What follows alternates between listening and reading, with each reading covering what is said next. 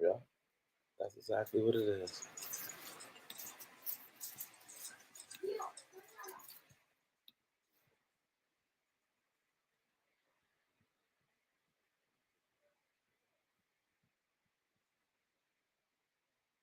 Yeah, this link is for Jeff, y'all. This link is for Jeff. I'm gonna let some people up.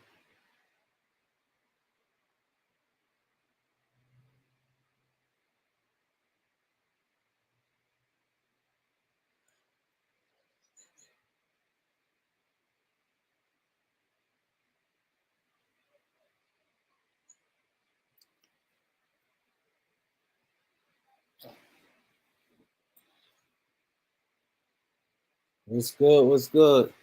Roll call time. Roll call. I got my boy Roy Estrada is in the building. Amos, Juan, Tim, Steve, Fresh Old Boy, Kenyon, Sean, Trayvon, Knowledge in the building. Daniel Sports, King David, Compton is in the building. Compton. Zay 26, Luis, Young God, John, EPK, Elite the King, Dennis, Tony, John, Tim, Malik Abdul, Cordarius, Amiris, LaPointe, See You Later, Angie, Guy, Julian, Riri, J Matt, Marquise, NBA 2K,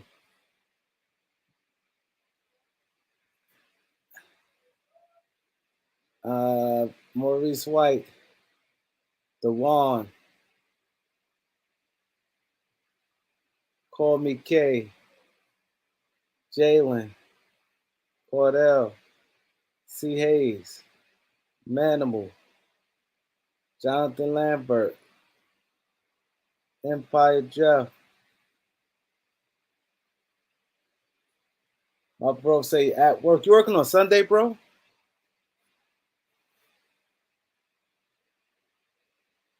Quan Johnson.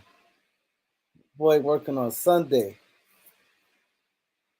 What's good, guys? What's good? I'm back, man. I'm back. Man, you guys been so dope, man. I'm like, man, I be looking forward to this, man. I'll be looking forward to this. Yo, but let me tell y'all, Guy, what up, Guy? He said, bring us Elder, please.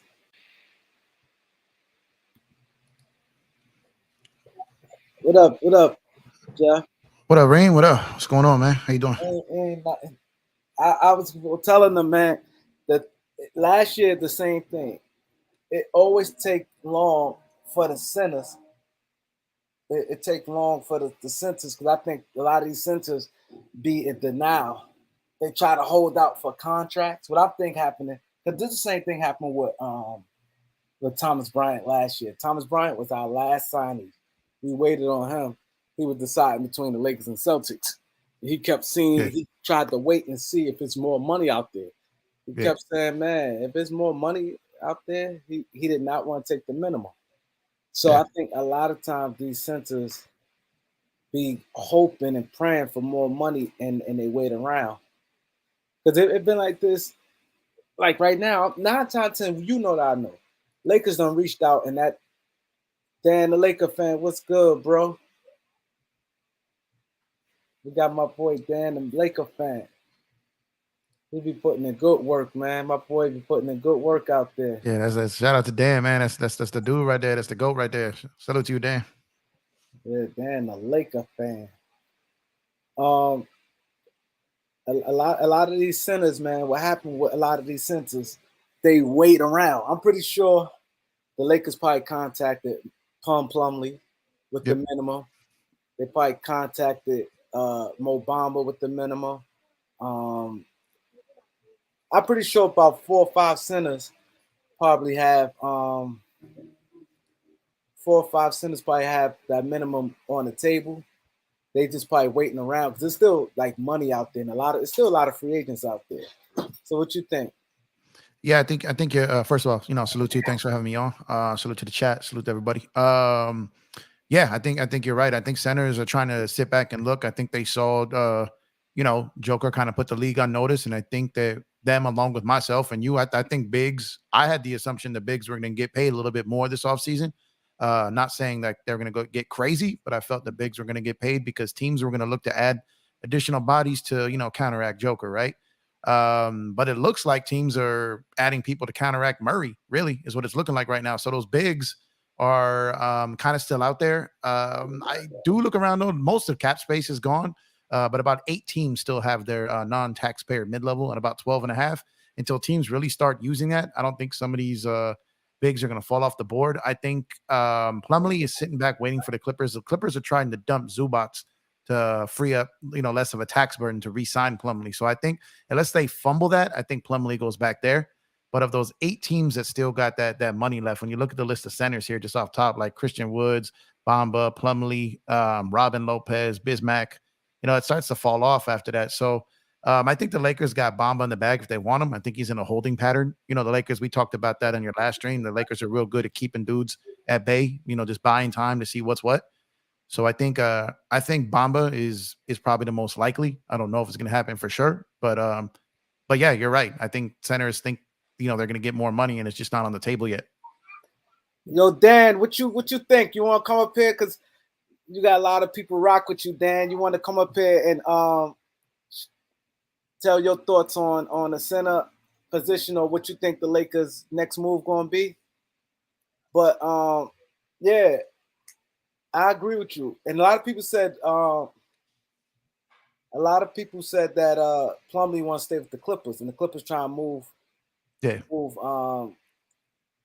Zubac. Yeah, I would have loved Plumlee. He was one of the guys that I was hoping the Lakers would find a way to get. But like I said, I think the Clippers are in the driver's seat there, unless they fumble something. Or Clippers are involved in a lot of different things right now, but nothing seems to be lining up. So a lot of the teams there, they were trying to trade Zubac into space just to get nothing back and to get a trade exception. But that, I think they were trying to make it happen with Orlando, but then Orlando, did some things and took away that space. So they're kind of stuck. They don't really have anywhere to dump Zoo for money. Just for someone to take him, which would then free up that burden for Plumlee. So they're trying to figure something out. Yeah, I agree. I definitely agree with that. And like you said, if it's 8 teams left, a lot of people definitely are going to run and go sign them contracts so quick. But that's Teams a won't have to lot use of it. teams. Yeah. 8 teams. What you said? The Yeah, $12 the million. full. Yeah, so there's Even teams that have some money even left. they split it. Yeah, that's what I'm saying. They still got. So let me let you know the teams that got it still. That they have the full right now. So Memphis, Charlotte, Atlanta, Brooklyn, Sacramento. Let's see here: Washington, Portland, Philly, Dallas, and those are just the ones with the full. When you talk about like New York has used most of theirs, Lakers used most of theirs. Chicago has about half of theirs left. Let's see here. Dan, we gonna have Dan for like 15 minutes, y'all. So Dan, hop That's what's on. up. After later on, I'm gonna open up for everybody, but I want to hear what Dan got 15 minutes, and Jeff, go ahead. Continue, Jeff. I'm sorry. No, you're good. And let's see, what was that list here? As far as teams that still have it, Chicago, Philly got the full. I said Cleveland still has probably about 8 million of that left. Let's see, Minnesota's got about all this money from. No, it's the mid level. So a lot of their guys haven't been paid yet. So like some of those guys haven't been paid yet. So once that's what they're trying to be aggressive this summer, because when they got to pay Mobley and all those guys next summer, so they got to spend it now. So that's what they're doing. But again, this isn't cap. This isn't cap space. This is just the non-taxpayer. They're over the cap. They're over the cap. They're just not to the tax. No, I know that, but I'm saying even free agency, they made a lot of moves. They got George Niang. They got Mastros. They re-signed Karis LeVert. I know they own free agent. And It's like a few moves they made. Yeah, but Strus The was picked up signing in trade. a trade. Yeah. Yeah, so they moved money out on that. And these are the teams, and there's other teams that still got the so that's the non-tax. Then there's the tax MLE with 5 million with New Orleans, Milwaukee, Miami, Denver, and Boston. Clippers, Phoenix, and Golden State have no exceptions. They can only get dues at the minimum. And then we sit here and talk about the biannual, which is about 4.5. And teams in teams who have the mid-level, like the Lakers, use both. They have that too. So teams like Memphis got the 12.5 plus the 4.5, Charlotte 12.5, 4.5, Atlanta 12.5, 4.5, Brooklyn 12.5, 4.5, Sacramento the same, Washington the same, Portland the same, Philly the same, Dallas the same. And again, if teams make moves, these can start to go away if they get over the, if their cap situation changes. But that's where they stand right now as far as money they can spend to go over the cap. Yeah. So do you see Christian Woods getting a contract? I see him getting a contract. I just don't know what his number is. I think he made about 13 last year. When they made that, and that was a low number people thought at the time. So think about Christian Wood for a second.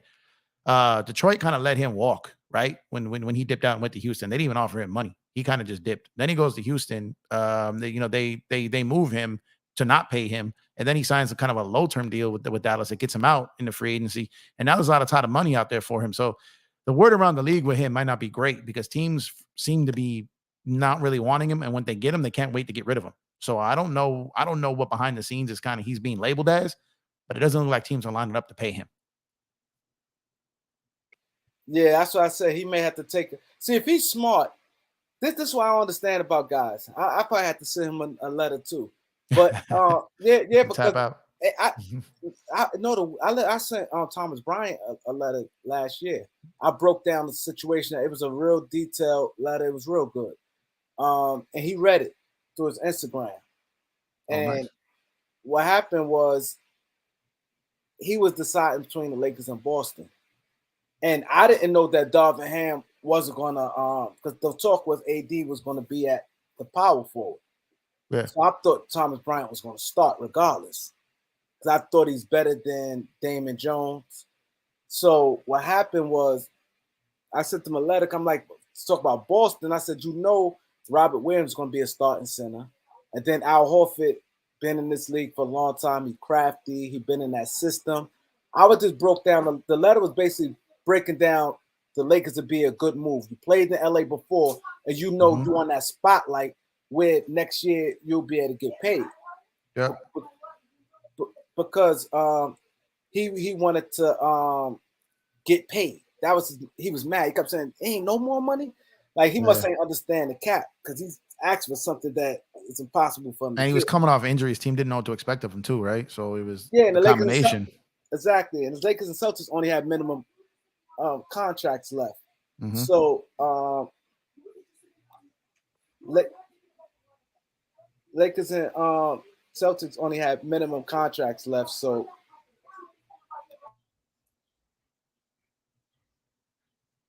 we'll put up. Salute, Dan. Hey, what's up, fellas? How you? What's going on, brother? What's cracking, man? Thanks for having me on, bro. I didn't mean to. I didn't mean it. Can you hear me? Yeah, we can hear you. Okay, I might be lagging a little bit. Let me set it up. Yeah. So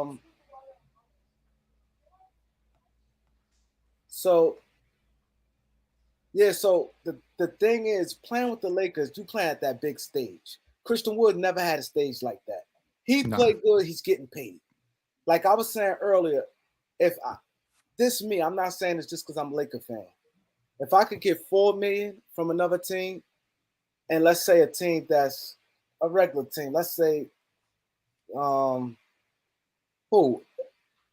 Detroit, or I could get the 2.7, 2.8, whatever the minimum is with the Lakers, I take the Lakers because you're on that stage. Your name gonna be bigger than what it is. It's worth the extra couple million, and you're gonna get it back after on free agency next year. Because he's gonna play good. He always played good, but he played good. Look at if he put up them same numbers with the Lakers they did with Dallas, you wouldn't be having this discussion right now. That Lakers stage is just tremendously big. Oh, facts for sure. And he's made about 45 million in his career. So he may be it's not obviously nothing to sneeze at, but he may be looking for more. You know what I mean? Trying to get closer to that 100 over time. But I think you're right. If he looks around, if he takes the Laker money, he's also played the last couple of years he's played in Texas, right? With no state income tax. So the money was a little bit different. You come to LA at the minimum plus the tax on top of that, you almost playing for free at that point. So that may be something in his mind. But if things start to dry up and a lot of those mid levels go away, those biannuals go away, then he might. But I just don't know how many teams are gonna wait that out. But my thing is this: now, what if Lakers end up signing Bamba or somebody, and now you end up going to a team? It's not going to make a difference. Yeah, you may get $5 million, but you may find yourself back next year with the same situation because he put up good numbers. So obvious it's not just him putting up the good numbers. He put up the good numbers on the Lakers. He's getting a contract. So if he do the same thing, wherever he averaged in Dallas, like I said, let's say he go Detroit or he goes somewhere like that, Atlanta somewhere, and do the exact same thing he did with Dallas. Put up good numbers, same thing. He's gonna be right back in the situation again next year. He gonna get $5 million. With the Lakers, he's gonna get that Laker brand is something different, man. I actually agree with Kareem, man. If somebody's going to take a pay cut to come play 1 year deal, it might actually end up paying off dividends down the stretch, right? Yeah. Whether it's a Christian Wood or what is it, Mason Plumlee or Miles? I always get them confused, but one of the two. And then obviously there's but I'll say this: I really like the Jackson Hayes signing. From the two available centers we had last year, Tristan Thompson and Mo Bamba. I think I'd like to bring Tristan Thompson back. What do you guys think about that? I take Tristan since we got Jackson Hayes. Tristan, one thing about Tristan, he gonna bang. And he ain't gonna really make no mistakes. He gonna get a lot of offensive rebounds. Exactly. I love that the job he did in his limited stint, the final game of the Western Conference Finals, and it was kind of eye-opening for me. I was like, wait a minute, he's still got a lot of juice left in him, and I believe if they utilize him properly, he could at least help neutralize the Joker a little bit. Right now, obviously, it's going to take a team effort, and they're going to have to throw different bodies at him. But I think, actually, I like what Tristan brings to the table a little bit more than what Mo Bamba. Mo Bamba, to me, is a little bit more raw when we're talking about those two potential players. But I agree, though. If we can get Christian Wood or Mason Plumlee or somebody like that, we had the best offseason in years. Yeah, that'd just be icing on top of the cake, huh?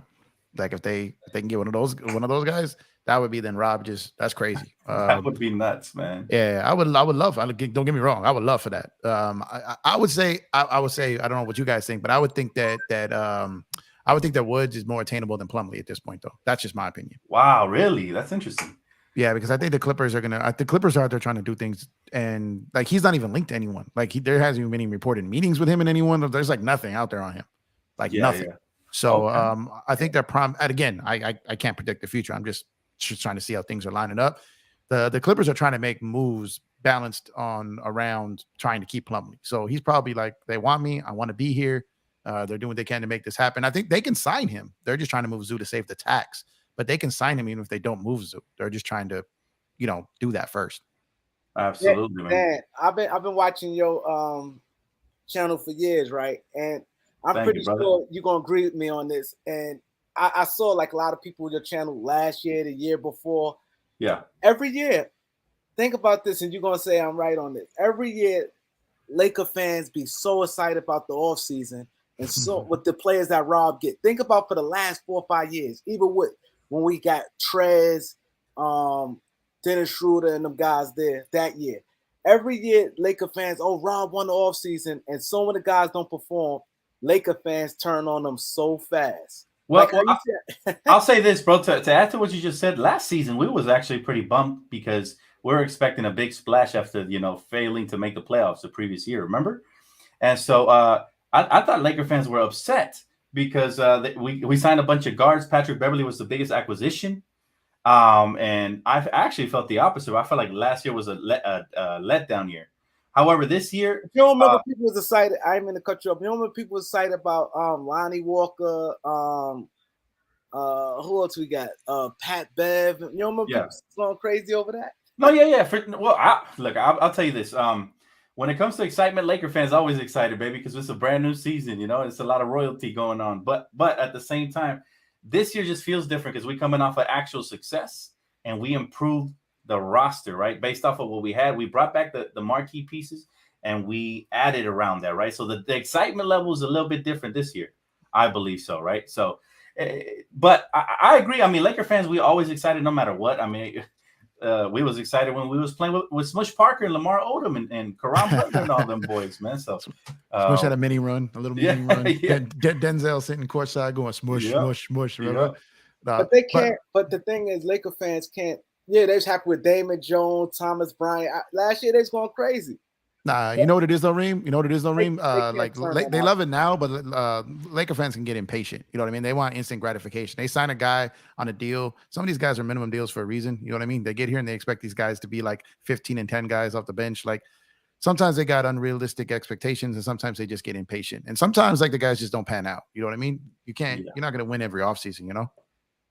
But you know what it is too? You know what it is too, Kareem? I'll tell you what, bro. You do have a point about Laker fans. We're always excited. But I'll say this. What it is Laker fans are extremely educated, man. At least the real ones, right? True. Now, there's a difference between Laker fans and player fans. Can we have that conversation? Because player fans are never happy about anything unless it's a star player to help their favorite player. So I believe, objectively speaking, I say real Laker fans get excited about role players and their potential. And yes, sometimes we could blow up the excitement out of proportion and all of that. But, I mean, I think there's some solid validity there. Think about this. Last season, we made it to the Western Conference Finals with a team that we built at the trade deadline. Now, we're essentially bringing back that team with the exception of course, like Lonnie Walker, Dennis Schroeder, guys like that, right? But we added role players that I think are going to bring so much more value. You're talking about a 6'7" wing and Taurean Prince. This dude is a hooper. I mean, he's been in the league for what, 7-8 years already? So he's a veteran. You're bringing somebody who's NBA ready now. And so, you know, it's not like we don't know what to expect from players like that. And then you're bringing in somebody who arguably you could say was the second best offensive player at times on the Miami Heat during that playoff run, right? Yep. The guard, what's his name? Gabe Vincent. So we're bringing in guys that have some of them have playoff experience, some of them have regular season experience, but they're seasoned and they're ready to contribute to this team. And we brought back, remember, they said Austin Reeves was not going to re-sign with the Lakers. Somebody else was going to offer over $100 million. All these rumors were going on about we won't be able to retain, between Rui and Austin, we're going to have to pick one. And guess what? Guess what he did, man? Rob Pelinka turns around and he gets a 2-for-1 deal. He basically got both of the players for the price that they said we're going to get one for. So the reason I believe, right, Laker fans are excited is because they see the potential of this team, not just for the now, but for the future. We get a Jackson Hayes who's 23 years of age. Right? We just had Rui Hachimura. You see how he panned out last year. And remember, mind you, this was an unproven player in Washington, but sometimes it's all about situations. And I think we're just excited for the prospect of bringing in all kinds of young up-and-coming talent like Cam Reddish, guys like that, with a mix of veterans to add to what we already had. You feel me? So I think there's good validity to the excitement. Of course, we don't want to go over the top till we see the team play out, right? Yeah. Yeah, I agree. And I think – I love our length. I love the size of the guys. We got the guards. We got some Christie got size with him. Jalen Hood-Safino. Cam could play the 2-3. Then I like Prince. He's a wing. He got like a 7-foot wingspan. We got some long. That's why I said we could either Tristan Thompson or Bamba. We got some long guys. And Jackson Hayes, I think fans gonna love him. Fact. See, I've been telling people he go hard. See the difference. He's an energized bunny all day. He kind of reminds me of Anderson Varejao, like far as he just runs around the court. You gotta keep a body on him because he will like tap the ball. He's not like the offensive rebounder Tristan Thompson is, but he keep balls alive. Like he's flying and he's faster and got more bounce than the Varejao. So he's got those hustle points he has. Plus he's got the athleticism. So it's just another level. And think like this. He ain't play with no passes in New Orleans. They have the assist guys the Lakers got. Lakers got way better passes than New Orleans. Think about Brandon Ingram was a good passer for a forward, but he missed a lot of games. CJ not a passer. They had Herb Jones. They had more wings. They ain't really have no guards. And like I said, a lot of they don't have the passes the Lakers had.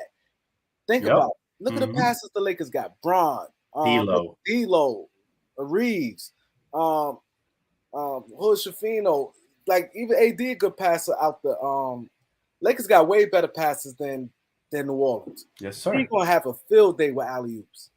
Great point, man. You know what, Jackson Hayes, what I think the Lakers really need him to do is to come in and play the JaVale McGee role in that 2020 championship team. Remember where he didn't get a lot of touches, but he was just doing the dirty work, running in transition, catching lobs, and just using his size to intimidate at the rim. So yeah, bro, I absolutely agree. Jackson Hayes has the potential of being a very valuable addition. The only question is now, will Darvin Ham utilize him properly, right? Because a lot of the reason these youngsters sometimes don't pan out is because they're not being properly utilized on other teams, right? So Same thing happened with Rui. They draft these players, they expect them to be stars right off the top, and they give up on them at 24, 25. The Lakers scoop these lottery picks up. Listen, fun fact: we got three top 10 lottery picks from the 2019 draft.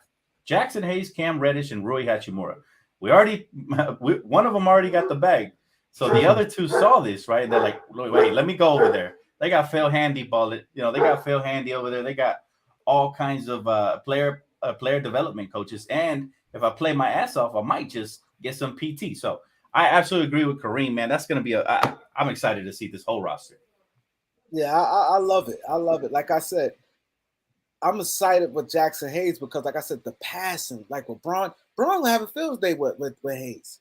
Hell yeah. Braun want to see him in practice. It's gonna be showtime for real. D'Lo too. And like you said, the 2019 draft, they all went back to back. It went what it was, I think Jackson Hayes, Rui, and Cam Reddish. They all was back to back, 8th, 9th, and 10th pick in the draft. Absolutely. And all three were misused in pretty much everywhere they've been. So it is what it is. And what I like about Jackson is he solves both problems, right? Me and Dan talked about this on his show last time on Around the League, that he solves both problems of the transition defense and the offensive rebounding. So he solves both of those. And plus athleticism, run the floor, lob threat, block like that. JaVale would come in and give those few minutes to start the game and kind of like they wouldn't use him much after that. Jackson can get more run than JaVale did actually in 2022. So I'm excited about that. More. So that's what I'm saying. Yeah, like 15 minutes a night. Yeah, so that he can, like, certain matchups or certain games or playoff series. You could use him a lot more in situations that they didn't use JaVale back in 2020. So I'm really excited about that. Let me ask y'all this real quick, man. I'm sorry to hijack the question here, but do you guys believe Darvin Ham will eventually start a 2 big man lineup, or is he going to continue to go small with like Rui at the 4 or Vanderbilt? What do you guys think? Yo, it's funny you said that. I don't. This is the problem I had with him. We struggle like I don't get why he don't try. I think, to me, I would love Jackson Hayes starting with the guard. You can imagine Jackson Hayes starting, and we got 3 guys who could get on the ball with Braun, D'Lo, and Reeves. Yeah, that'd be nice. I think that's more of an impact than Rui Hachimura. Because mind you, this guy chased down blocks. He don't stop on plays. Yep. He runs. I think playing with those 3 guys, it will make him. I hope Darvin Ham. I don't want to talk negative about Darvin Ham, but god damn, it's like it's obvious. Had his rants already on it. But I will say this though. I'm not the Ham apologist. I'm really not. Like I said, I didn't hate people. I didn't hate Ham as much as people hate him, but I don't love him as much as people defend him. Right. So I'm kind of in the middle here. I'm objective. I would say Ham didn't have a ton of options last year. I think he has more this year, and if he does fumble this, it's 100% on him. There's no excuses now. And I think that Rob is going to apply pressure. Like Rob's like, I've done my job. Now it's time for you to do yours. Yeah, man. Rob has to apply pressure. So long as he don't apply the same kind of pressure Jalen Green and Josh Christopher was applying over there in that viral video, man. Hopefully y'all do not look that up, ladies and gentlemen. Trust me. They will, right? Like, don't spill that. They gonna spill it right away, right? I found out about that. That's crazy. Listen, man, I had to read the Bible after I seen that shit. Yeah, that was crazy. That was ridiculous, man. Yeah, Darvin got no excuses here, man. So like, I think he's gonna. It's his second year, I think he's gonna learn from some of his mistakes. He did progress as the year went on, and I'm actually looking forward to see how he balances this, these rotations. Who would be y'all starting lineup? I'll let Jeff go first. Go ahead, bro. My starting lineup would be man, we just said this yesterday. My lineup would be D'Lo, Reeves, Braun, Rui, AD. That'd be my starting lineup. I don't know if that'd be my closing lineup, but that would be my starting lineup. Yeah, you know what? I had the same lineup yesterday, but after watching hella Jackson Hayes Hayes highlights, man, I'm kind of with Kareem on this. I think Jackson Hayes and AD, if Jackson Hayes could fill into that slot where he don't need no touches, all he does is the garbage, dirty work. He runs, and then he'll get rewarded, off the backdoor screen lobs and stuff like that. He plays that role like JaVale McGee did, but maybe a little bit better because he's younger. I'd love to start him next to AD. You slide AD back to the 4, but I do like Jeff's starting lineup as well.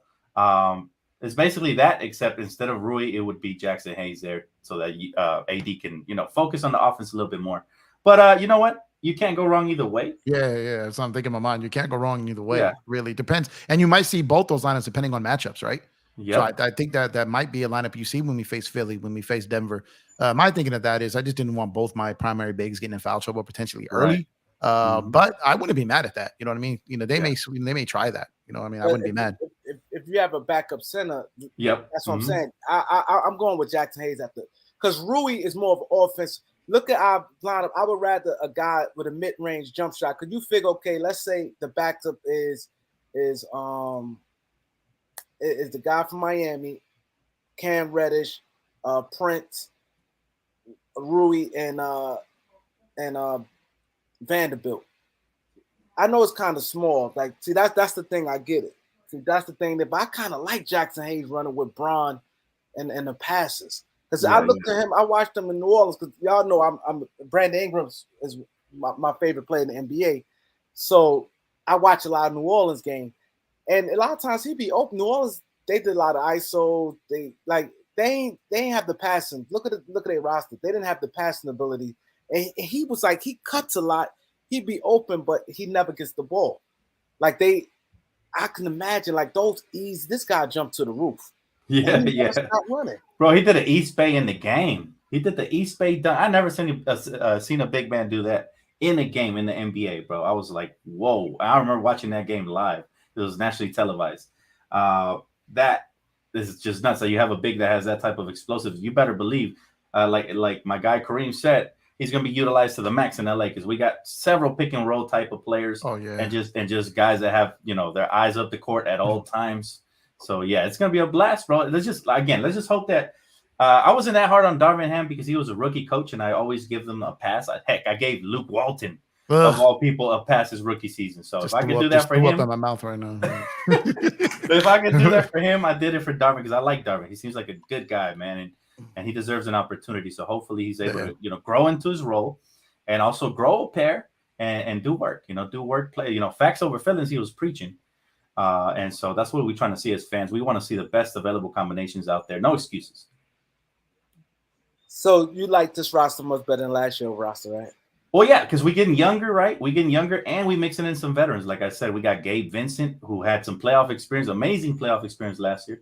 And we just got Taurean Prince, who's a really People solid. don't realize how good he is. You said what? People don't realize how good Taurean Prince is. Yeah, he slept on. Slept on. He's exactly the definition of 3-and-D wing. That's what he is.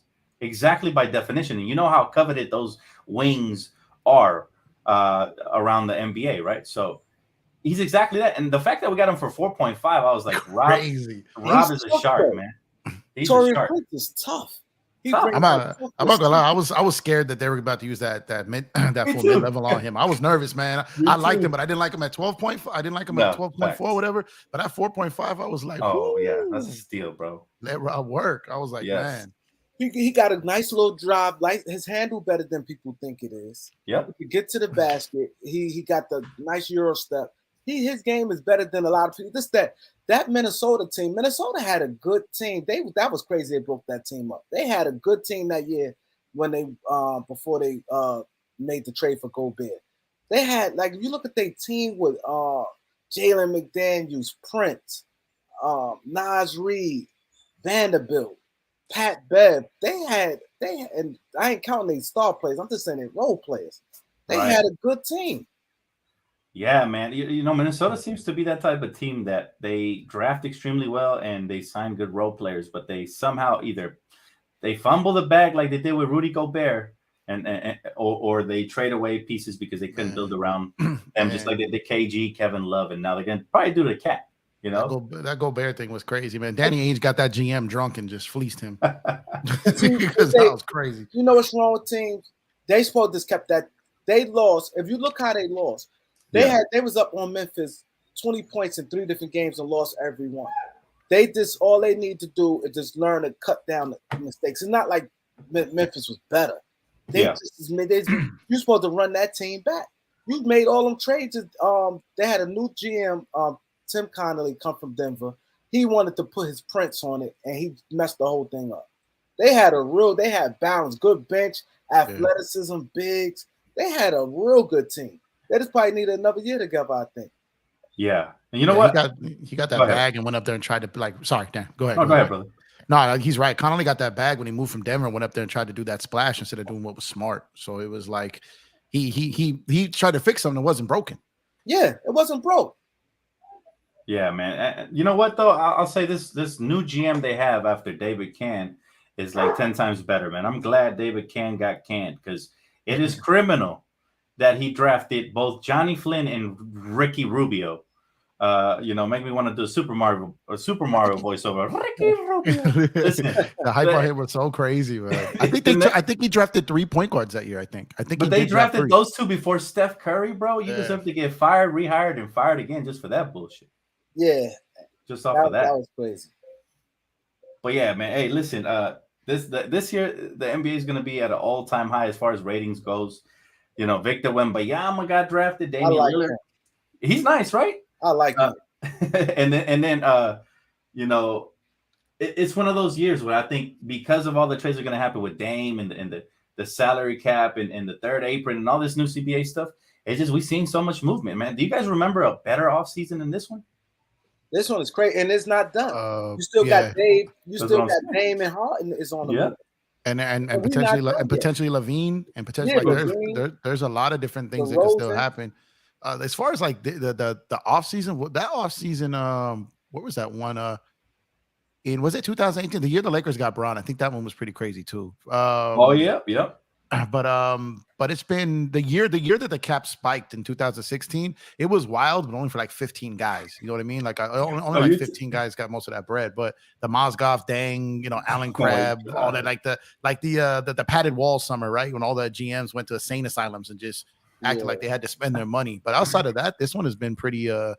I think because it's just that new CBA, people are just overreacting, some underreacting, and then they're really trying to get ahead of next summer versus this summer. So they're getting crazy out there. Trade deadline has potential to be nuts, and then next draft has the potential to be even crazier because next summer it gets real nutty. I don't think the next year draft will be better, and this draft was real good. Oh yeah, it was deeper, but I'm just talking about transactional. Just people trying to get ahead of July 1st of 2024. It's gonna be like, because a lot of that second apron penalty doesn't take effect till next summer. Some of it is this one, but next summer is the real boogeyman. So it's gonna get real crazy out there. That's why the Clippers are kind of sitting here like, what can we really do? Like, what are we doing? Like, and I think that's why they're attracted to Harden, because they can get Harden and he's expiring and he can't get an extension. No way. He can't extend in Philly. He can't extend if he's traded. So they're like, if it doesn't work, we just got rid of $35 million. You know what I mean? So I think that's why it's so like the Dame one is like, that's why me and Dan have been bigging up this Dame thing. We knew this was going to happen this summer because we knew it. We were taking all challenges on that because we knew it was going to happen this summer, because next summer was going to be too late. It was going to be too hard to move that money. And that's why Washington was like, yeah, whoever wants Bradley Beal, pick your team, get us anything that makes the money work, you gone. You know what I mean? So for next summer is when it's going to get dumb. Yep. I agree, man. But yeah, fellas, hey, thank you so much for having me on, Kareem. I'm going to have to hop off, man. My family just got here. Yeah, so, thanks. Appreciate it. But I appreciate you, man. Hey, see you later, Jeff. Talk to you guys. Hey, salute, Dan. Talk to you later, bro. All right, peace. See the Dame situation, right? And this is what Dame Ticket did. I ain't gonna lie.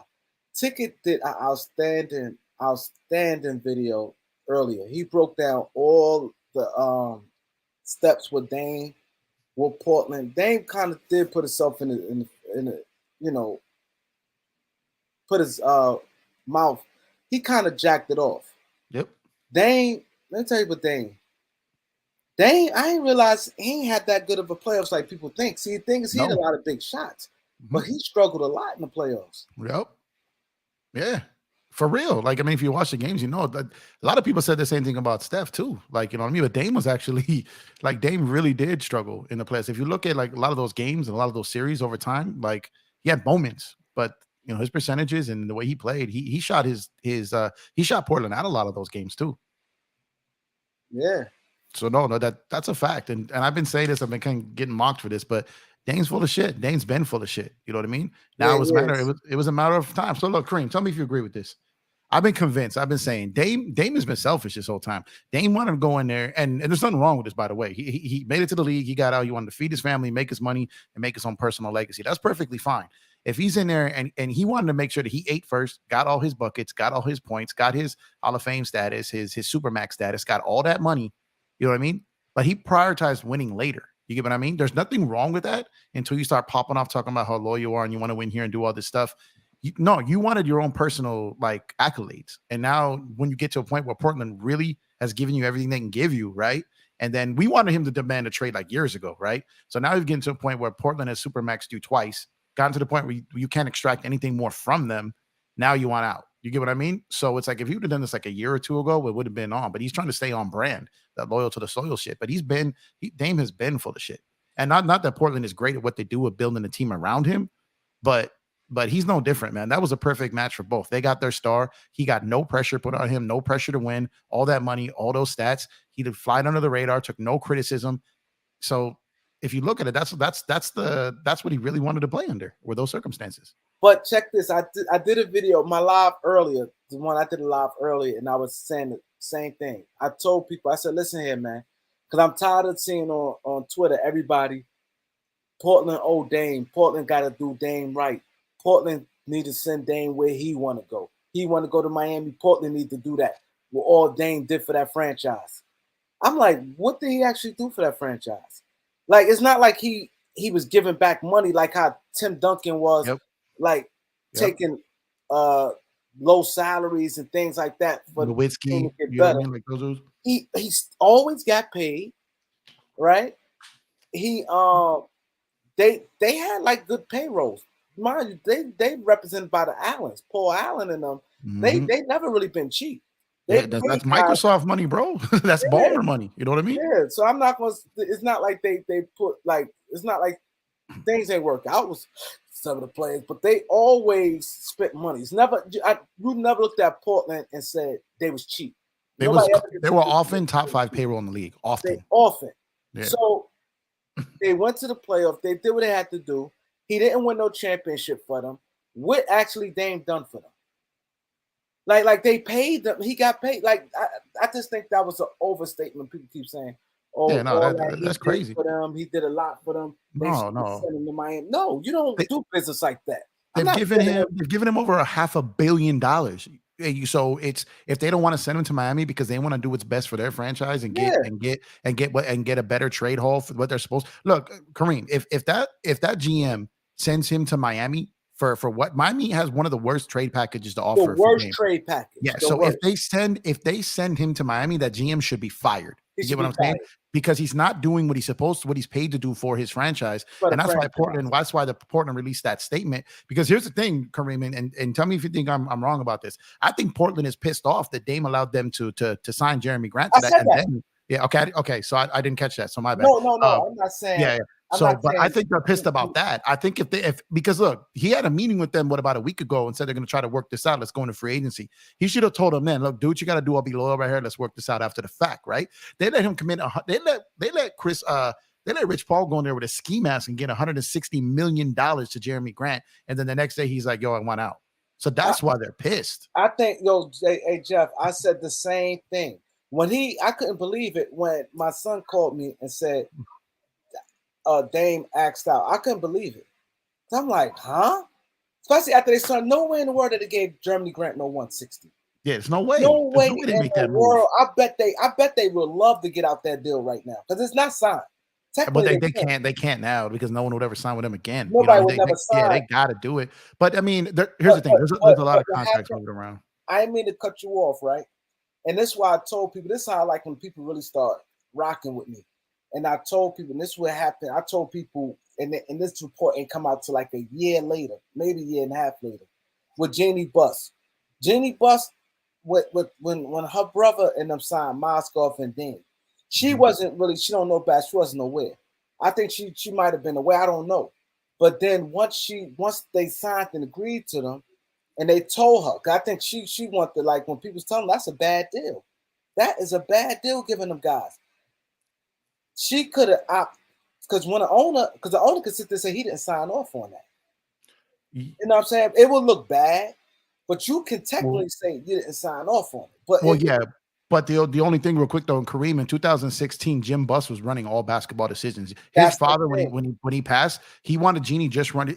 Theoretically, if something was wrong with him or he was like in a hospital or something, then she could override it. But the way it was set up at that point, he had full autonomy up to, because he's technically an owner too. She's the governor. She was like the, you know what I mean, like the chairman, whatever it was. But yeah, but you know what they said to her, and this is what he did. Jim Buss did it on purpose because that was the year he said if he don't go to the conference, he'll resign. He'll resign. He's resigned. So he did them contracts to stick it to her. Because remember, he left that same year. That same year Jeannie got him off the team and brought in Magic.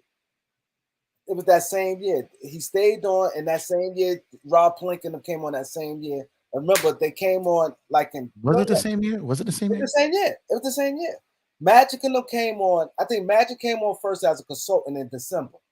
And then when they moved them out, they brought in Pelinka and like all that. Yeah. Remember, right? They moved them out right before the trade deadline. Remember, Magic and them was trying to they could have got Marcus Cousins, but they didn't want to put in Ingram and Sacramento. Basically, a little fuzzy. That was like, man, that was a while ago. Yeah, no, you're right. And we had a better deal. We offered D'Angelo Russell and Julius Randle, and they said, and we was thinking about maybe Clarkson. They said no and turned around and traded DeMarcus Cousins for Buddy Hill. That was at the All-Star game, right? When they moved. They Robin them just took over. Magic became he was a consultant in December, and they took over right before the All-Star break. Or didn't they do a move? Didn't they do a move like they were? She advised now check in with Magic. They did the Lou Williams deal. There it was. Okay, yeah. So there was something. I remember there was something. They were like, you got to check in with Magic. That was their first deal. Magic did the Lou Williams. Yeah, and then Magic checked in with Jeannie, and then they told Jim and Mitch not to do something, or to I can't remember. They either told him not to do something or told him to do something, and they disregarded and didn't do it. Yeah. And that's when she was like, I'm done. Like and they fired them right after the All-Star break. Yeah. Okay. Damn, that was like 2017 technically, right? Because like in the summer was 2006. Yeah. So man, that was damn. Yeah. That was crazy. The same year. I remember like yesterday, because I told people, I came on here and I told people that summer when they signed Lou out there, and I told her she cried. When they told her what he did. Yeah. He signed them guys to screw her to them long-term contracts with no options and nothing. Chris Moskov averaged 4 points. How the hell he get 15? He played good the year before. That year he didn't even get on. He didn't even play that year really with Miami. I mean with Cleveland. No, he played in the finals when dudes was getting hurt. But like the year before he had that. That's right. You know what's funny though? They gave him that deal 1 minute in. 1 minute into free agency, they gave him that deal. Yeah. That was on top. To screw Jeannie. Yeah. Because she said that was the year he said he gonna step down, and he knew he couldn't get the financial. They had nothing. He knew that he wasn't going to the conference final, and he did the long-term deals with no options. We're near one of them, and Luol Deng was a shell of himself. Yeah, he was a shell of himself, and he ain't had no performance to warrant $18 million guaranteed for 4 years. Nah, that was one of the worst. 18 was a lot of money. That one was worse than Mozgov. That one was worse because that one was unmovable. The Mozgov, they moved it. It cost them, but they moved it. But the Dang one was, but that was worse. That was horrible. Yeah, but see, that's what I'm saying. They screwed them, and that's the thing. How he knew exactly what he was doing. They said, "Okay, I'm a step down. They're gonna get rid of me, but they're gonna have 2 bad contracts on their books." There's no way in the world anybody since would have did that. No options. Yeah, that's crazy. I never thought about it like that. That he was trying to screw on the way out. Yeah, like, he did that to screw. Because remember, that makes perfect sense. Yeah, he did that to screw him. Everybody and somebody went and told her, and she cried. My source told me. I forgot somebody went and told her what the plan was, and like those horrible contracts. She don't know basketball like that. Moskov had a good year the year before that. That year, he did nothing. That year, the Lakers got him. He did nothing. The year before that, he played well in the finals. He was a free agent that year. He's a free agent that the following year, he did nothing. Yeah, that was crazy. I know you. I never kind of painted that picture, but yeah, you hit it on the head there. Because that's how you sabotage someone. Because that's exactly what they did. A minute into free agency too. That's crazy.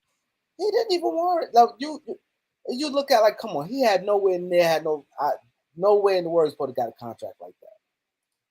And then Luke Walton ain't know what he was doing. Luke Walton tried to sit there and think this Golden State, and he tried to remember they tried to think the Lakers was the Warriors when Luke Walton came because he tried to say D'Angelo Russell and Jordan Clarkson was like Stephen Clay, and they said Julius Randle's supposed to be like Draymond, and he got Mozgov.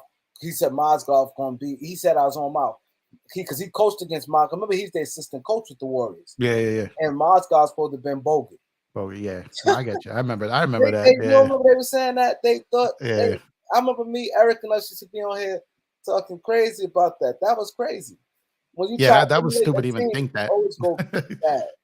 That was crazy. I remember there was a joke. His own dad told him, Luke Walton, Bill Walton had a quote, and he was like, you trying to get down there and play like Steph, play like this. The problem is Steph, Clay, Draymond, and Bogut are all staying where you left. They're not coming with you. So it was, Luke Walton. I'm not gonna lie, I was a little excited when they got him, just because I was just so like ready for something different. You know what I mean? But I had hope for Walton. I didn't think he was going to be like a superstar head coach, but coach, it was part of like a championship team, and I thought that you'd be able to do something with the young talent.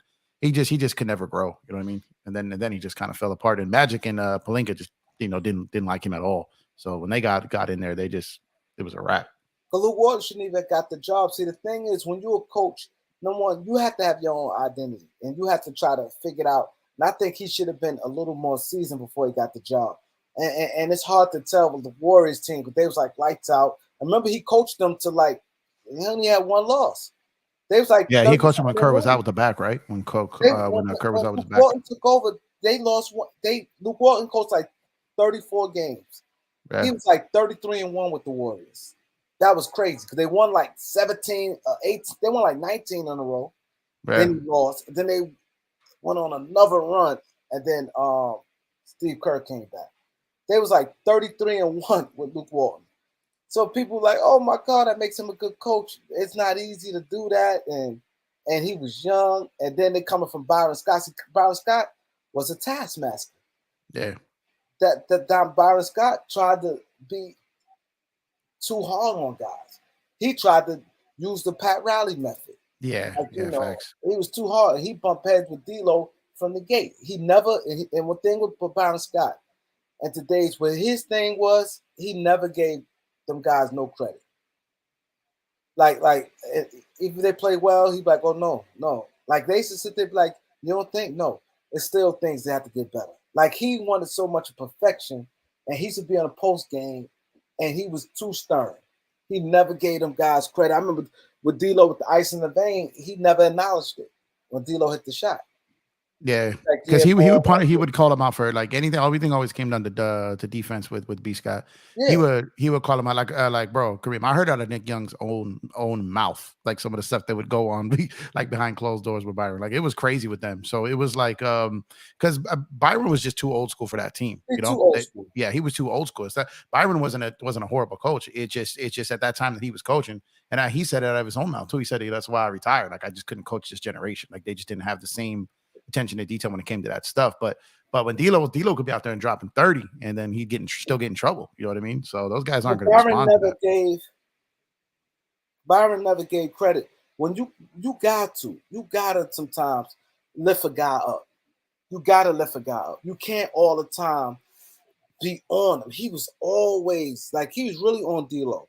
No, it's going to benefit him. Me being like this is going to benefit him. He's going to get tough. He's going to do this. He's going to do that. Like, even when it's like, oh, the number 2 pick, you think he'll be a franchise? I won't say that. Yeah. Like, that's your franchise. He got to prove himself. Even after he got traded, he was still ripping him. Yeah. Byron Scott ripped D'Lo from the gate. He was telling, my track. What did he say? I believe his quote was, my track record with point guard speaks for itself. Yeah, he said He's that. the problem, not me. You know what I mean? Yeah, Even after he was traded, because after he got traded, D'Lo kind of opened up a little bit about it, because Magic too kind of kicked him on the way out the door. So they were looking for someone who could be a leader and provide leadership. Basically, they kind of bashed D'Lo on the way out. You know what I mean? But where Magic kind of stopped short of that. He kind of realized he stepped in it and tried to walk that back a little bit. But Byron kept tapping him a little bit after the fact. Magic was wrong for that, because see, the thing is, you have to understand, you have to go with the times. That's not a way you go about it. That taskmaster hard. No, I'm not going to do this. These players, you gotta sit there and encourage them. This is not back in the days. You can't do that, and that's the mistake Byron Scott made. Byron Scott was too tired. Run them. They were doing like 3 a days.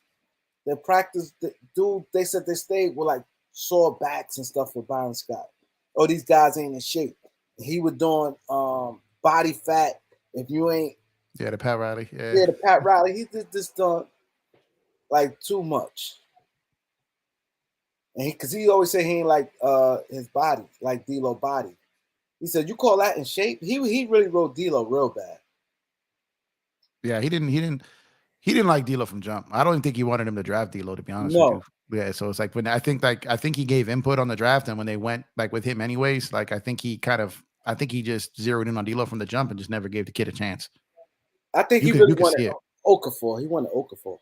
Okafor, Porzingis, whoever it was, because I know in that Porzingis workout, like he talked about that a lot, but he said that Porzingis came in out of shape, and he said when Porzingis got drafted, he was much skinnier than when he worked out for him. So I don't know if that was him still in that Pat Riley mode. But he had called Porzingis out of shape and said that's why they didn't draft him. But I think he did want Okafor. Yeah, and see, that's the thing. You have to know what you're doing. This thing here, you really have to be sharp as a GM, and you really have to look at upside. Look at how guys, they're hard. Guys were hard. Guys who gonna compete. Guys who you see who can get better. It's just a lot to it, man. But one thing I gotta say, me and you talked multiple times. A lot of people were down on D'Lo, but me and you were saying that what the number, like what he probably what his value like should be. I know you're excited that 18 is a value, right? Yeah, it's great. Think about this. Next year, let's say trade deadline come by, and you like Elder always say, Braun not going nowhere. Nope. Right? And let's say a major star. Who's like a big dog right now? Let's say something like a B. Let's just say Joel B. Anybody come. Lakers got pretty lot of contracts. Lakers got a lot of value right now. Mm-hmm. Think about it. I'm not saying I hate to even talk trade right now, but it's just the reality of it. They got a lot of trade. A lot of guys. D'Lo. Look, all these right now. You won't look at D'Lo. It's only 2-year deal. A team will take that in a heartbeat. A team will take Austin Reeves contract in a heartbeat. Teams will take Gabe Vincent contract. Teams will take Vanderbilt, Rui. Yep. Anthony Davis, a team will take that because he got 1 year left. Yo, it's so many guys where they could just mix and match Torian Prince. If they need to make a deal, Lakers in prime position. And we got the 2029 first-round pick. Look at even the young guys, the guys we just drafted. Yeah, they seem pretty. You know the media guys always love to praise the Clippers for having so many guys between 10 and 18 million that they have those movable money, and those guys in the 5 to 7 range they could put together to package out. The Lakers have that now. They exactly have it now. The Lakers have that right now. What I loved around the trade deadline, I feel like Rob has been like, all right, Clutch, get out of my office. I'm closing the door. I'm working now. You know what I mean? And I feel like Rob sensed the trade deadline. And we talked about this last time on your show. If he removed the Magic years and removed the year he tried to please LeBron and AD and do that Westbrook trade, when you look at Rob outside of those two things, he's been spot on, right? So now what he's doing is he's got a team built here for when they made that trade at the trade deadline. They called it pre-agency, and they gave them options in the offseason, which they used, and they did well. Now this gives them more options during the season, at the trade deadline, and next summer as well. And they're still not even done this summer. So it's like what Rob is doing, like he is out there he's running circles around other GMs right now. And to think about it, we had one of the worst contract cap roster situations in the league just 6 months ago. Exactly. And now we're sitting here with one of the best. Got the best. Because you combine contracts and then age. Combine the two. Yeah. If a team want young players, we could give them that. If they want some middle age, this take away, like you said, take away Bron and AD. From 18 on down. We got hell of a contracts. Guys 27, 25, 24, 23, size, good size. Guys former lottery. Just look at this. That to say former first round picks, guys like lottery picks. You got guys like Cam, Jackson Hayes, Rui, D'Lo. Who else? Then you got guys, Jalen Hood-Schifino. Then you got guys like Torian Prince. The other guy, Christie. The Lakers got a lot of guys from, if you take out Bron and AD, from the highest guys after that is 18 on down. Yep. Vanderbilt. You got a lot of guys, and then whoever two guys we pick gonna have good contracts. Yep. Whoever two, we got 2 roster spots open. We know those like minimum. So we good. And you hit it on the head with the age thing. Old dinosaurs. Yeah, the age thing. Old dinosaurs. You want a center, a young center? We could give you Jackson Hayes. You want a wing defender? We could give you Vanderbilt. You want a young guy who got some upside? You get Jalen Hood-Schifino. You could get Max Lewis, Max Christie. You could get Austin Reeves. I mean, if you want a shooter right now, you could potentially get Beasley. They still can move him. You know what I mean? So it's like they still got some cards to play this summer too. So he is doing shout out my man Lakers over everything. I see him in the chat. He makes a good point here. Lakers over everything. Yeah, what up, bro? Guy right there. Shout out to you, Lo. He said Rob couldn't put this on the screen here. He goes, he cleans things up super fast. So how about he cleaned up that Mozgov Dang stuff and the Russ. Our future is great with Rob. So the point about this is he's done this twice. He's cleaned up 2 mistakes. He cleaned up like when Kareem made a great point about Bus going there and signing Dang and Mozgov. He cleaned that up. And then he cleaned the Russ one up, which he did to appease Braun. So he's cleaned both of these messes up on his watch. So I think what he's done is he goes, guys, you know, we've done this twice. We're not doing this anymore. And I think like he's the guy for the job moving forward, because not only did he clean up these messes, but he came out of both of these messes better. And one of the messes after he cleaned it up, they won a championship. So we'll see what he can do with this cleanup now. But he's setting what to do when you got these. Like Portland should be paying attention to what he did. Like Philly should be doing. These guys are getting in trouble with these guys. Philly definitely should be. Yeah, because Philly's interesting, man. That whole situation is getting crazy over there. But Rob, shout out to Rob, man. This summer, like I've been one of those guys. I've been kind of defending Rob for a while, and it's really good to see him get his flowers now, because this man, I feel like he's got to take the blame, because that's his job, right? Whether he did the trade to appease Braun or not, he didn't technically have to do it. He did do it, so I do understand that. But Braun, there's like a cemetery full of GMs who didn't work with Braun, right? And they're just out the league. So it's like he did what he did to work with Braun. It burned them, and now I think he's doing it his way, and it's going to benefit Braun in the long run. Yeah, because like I said, let's say Darius Garland be available. We got access to get him. It's not like, oh, the Lakers can't get him. We could get a Darius Garland. We could get we could be in the running for a Shea Gilgeous-Alexander. Yep. If these guys, Donovan Mitchell. Yep. If these guys, Trae Young. Yep. Not saying I want them in anything. No, I get you. Like, but mathematically and asset wise, we are. We are. That's what I'm saying. That's why I said you want to put yourself in position to get. Come on, man. We got 510 people, 266 likes. Can we at least get the 400 likes? Hit the like and subscribe button. Come on, man. It's free. It's right next to you guys, man. Right next to you guys. Hit that like button, man. Go ahead, Jeff. Nah, I'm just saying, man. I'm really, really impressed. Like I knew that Rob was, especially when he showed us what he did at the trade deadline. I was really impressed with Rob then. I'm more impressed with him now. And we're not done. I think we're with this roster, we should start the season great. But if not, I have the full confidence in him to be able to move these pieces. And I'm even excited about next summer because, like I said, he's set us up so perfectly. This is a roster you want financially. This is exactly what you want. Top to bottom, you want 2 stars. You want a bunch of movable, controllable, productive money, both on the books and on the court. Hopefully, it translates to the court as well.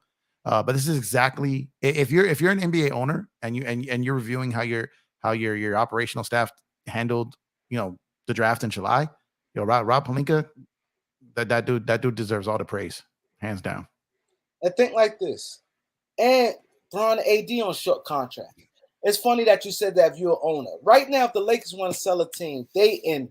If I'm looking to buy the Lakers, dead money. Yeah, most owners, the first thing owners look at the books, your overhead. Mm-hmm. The Lakers and prime, hold up, you don't got no real long obligations. You look at Bron and AD, the big money falling off in 2 years. If you know what I'm saying. Yep. So, and you got two stars, and you're in the big city. The Lakers the Lakers did, and by next year, like I said, this should be a year we should go to the finals. We should be in prime. Wherever the mistakes is, we should have corrected. We should be able to correct it by the trade deadline. If we're not rolling by the trade deadline, let's say if we decent, let's say if we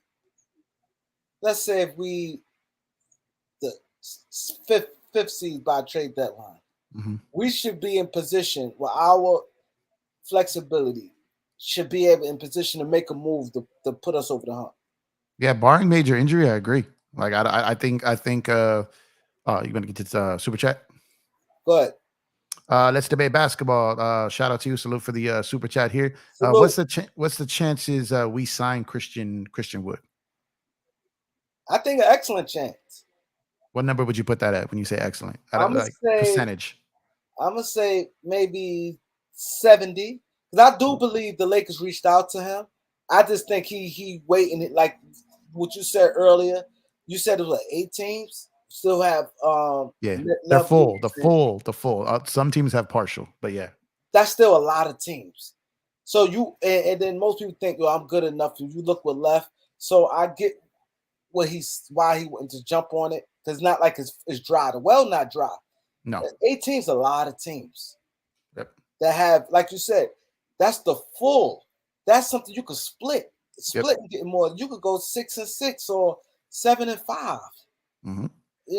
So 8-4, like depending on the level of players. Yeah. So I mean, that's why I think so I may go drop it down. I may say 60. Okay, yeah, that's more. I think 50 would be my high number. Just for the fact that one, I think he's trying to find 2 things. I think he's trying to get some money and a starting spot. I don't know if he's going to get either one of those. But I think that's what he's holding out for. But it's just not. I know those teams have out there, and there are teams not only that he could. Let's say those teams use that full mid level or split up amongst someone else. Then teams still have the biannual too. So that's the 4.5. So that's still more than what the Lakers can offer. So that would have to if they sign Christian Wood. I don't think that would, and I could be wrong on this. Some of this money may take till after summer league to dry up. So, and some teams, Kareem, may keep these till later in the year because you'll be able to. I think I got to double check this, Angie. If you're still in the chat, let me know if I got this wrong. I think I don't know if it's this year or next year, but I think teams are going to be able to claim players and trade players into those exceptions if they're not at that other apron. So I think some teams may choose to hold on to that for that advantage because some of the teams like the Clippers, Warriors, like all these teams that can't get any of those buyout candidates, if they're further ahead of teams in the standings and these guys become available, then these teams have those options to get those players with those exemptions. So you might see some teams hold on to those exceptions. She said next year. Okay, cool. All right, cool. I knew it was something. I just couldn't remember if it was this year or next year. But so wipe that out then. Thanks, Angie. Appreciate it. I couldn't remember that part. So then if that's the case, then they're probably going to spend it then. Okay, let's do this. You know the teams, so we're gonna mention. You say one of the teams, and we're gonna say to the people, well, man, your opinion that is it possible for that team to get Christian Wood? That I'm gonna do the full 8 teams that you said that got some money. Let me This line way, this up. Let me line go this up. So the first one is Memphis. Memphis. They got Jackson, Tillman, and Adams as their bigs. And so And they got Clark. I think Clark is coming back, right? yeah, but Clark I think will be out for a while. So you said Jackson, Okay. Memphis a possibility, I think. Okay. So there's Memphis. Possibility. Charlotte. Charlotte. Who they got? Look at their bigs real quick. Because PJ Washington not signed. So they got PJ Washington not signed yet. Nick Richards, Mark Williams, pretty much their only centers on the roster. So there's a spot right there. Yeah, I see Charlotte. Yeah, Charlotte. That's a definite spot. Let's go with Atlanta, which you got Capella. You've got what's that other guy they got? They got Awagnu. There you go.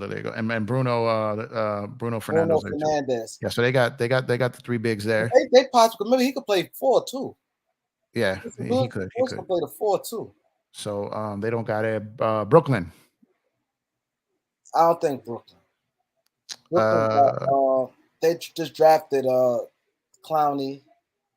They got Ben Simmons. They got Darren Sharp, Nicholas Claxton. Nick Claxton. Yeah, they might not. So let's take them off the board. Well, what about Sacramento? They just re-signed Alex Len. He's really their only true center on the roster, if I'm thinking right. They got Sabonis. Sabonis is center to me. Sabonis, he plays most. He does, but he plays most of his minutes at power forward. So really, okay. Then you got Harrison Barnes, who's playing the 3-4. Keegan Murray's playing the 4. That could be a spot. That could be a spot. So far we're saying Memphis, Charlotte, Sacramento, Toronto. No, Toronto got a bunch of guys like that. And that's they got a bunch of guys. They got Washington. I don't think Washington. I don't think so. Portland, probably not at this point, right?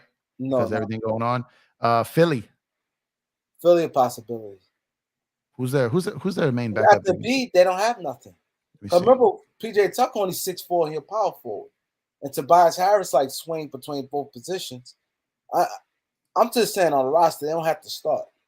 Yeah, they really don't have yeah, I think Philly's a chance. Philadelphia. I think Philly's a chance. I think Philadelphia may sign. What's his name though?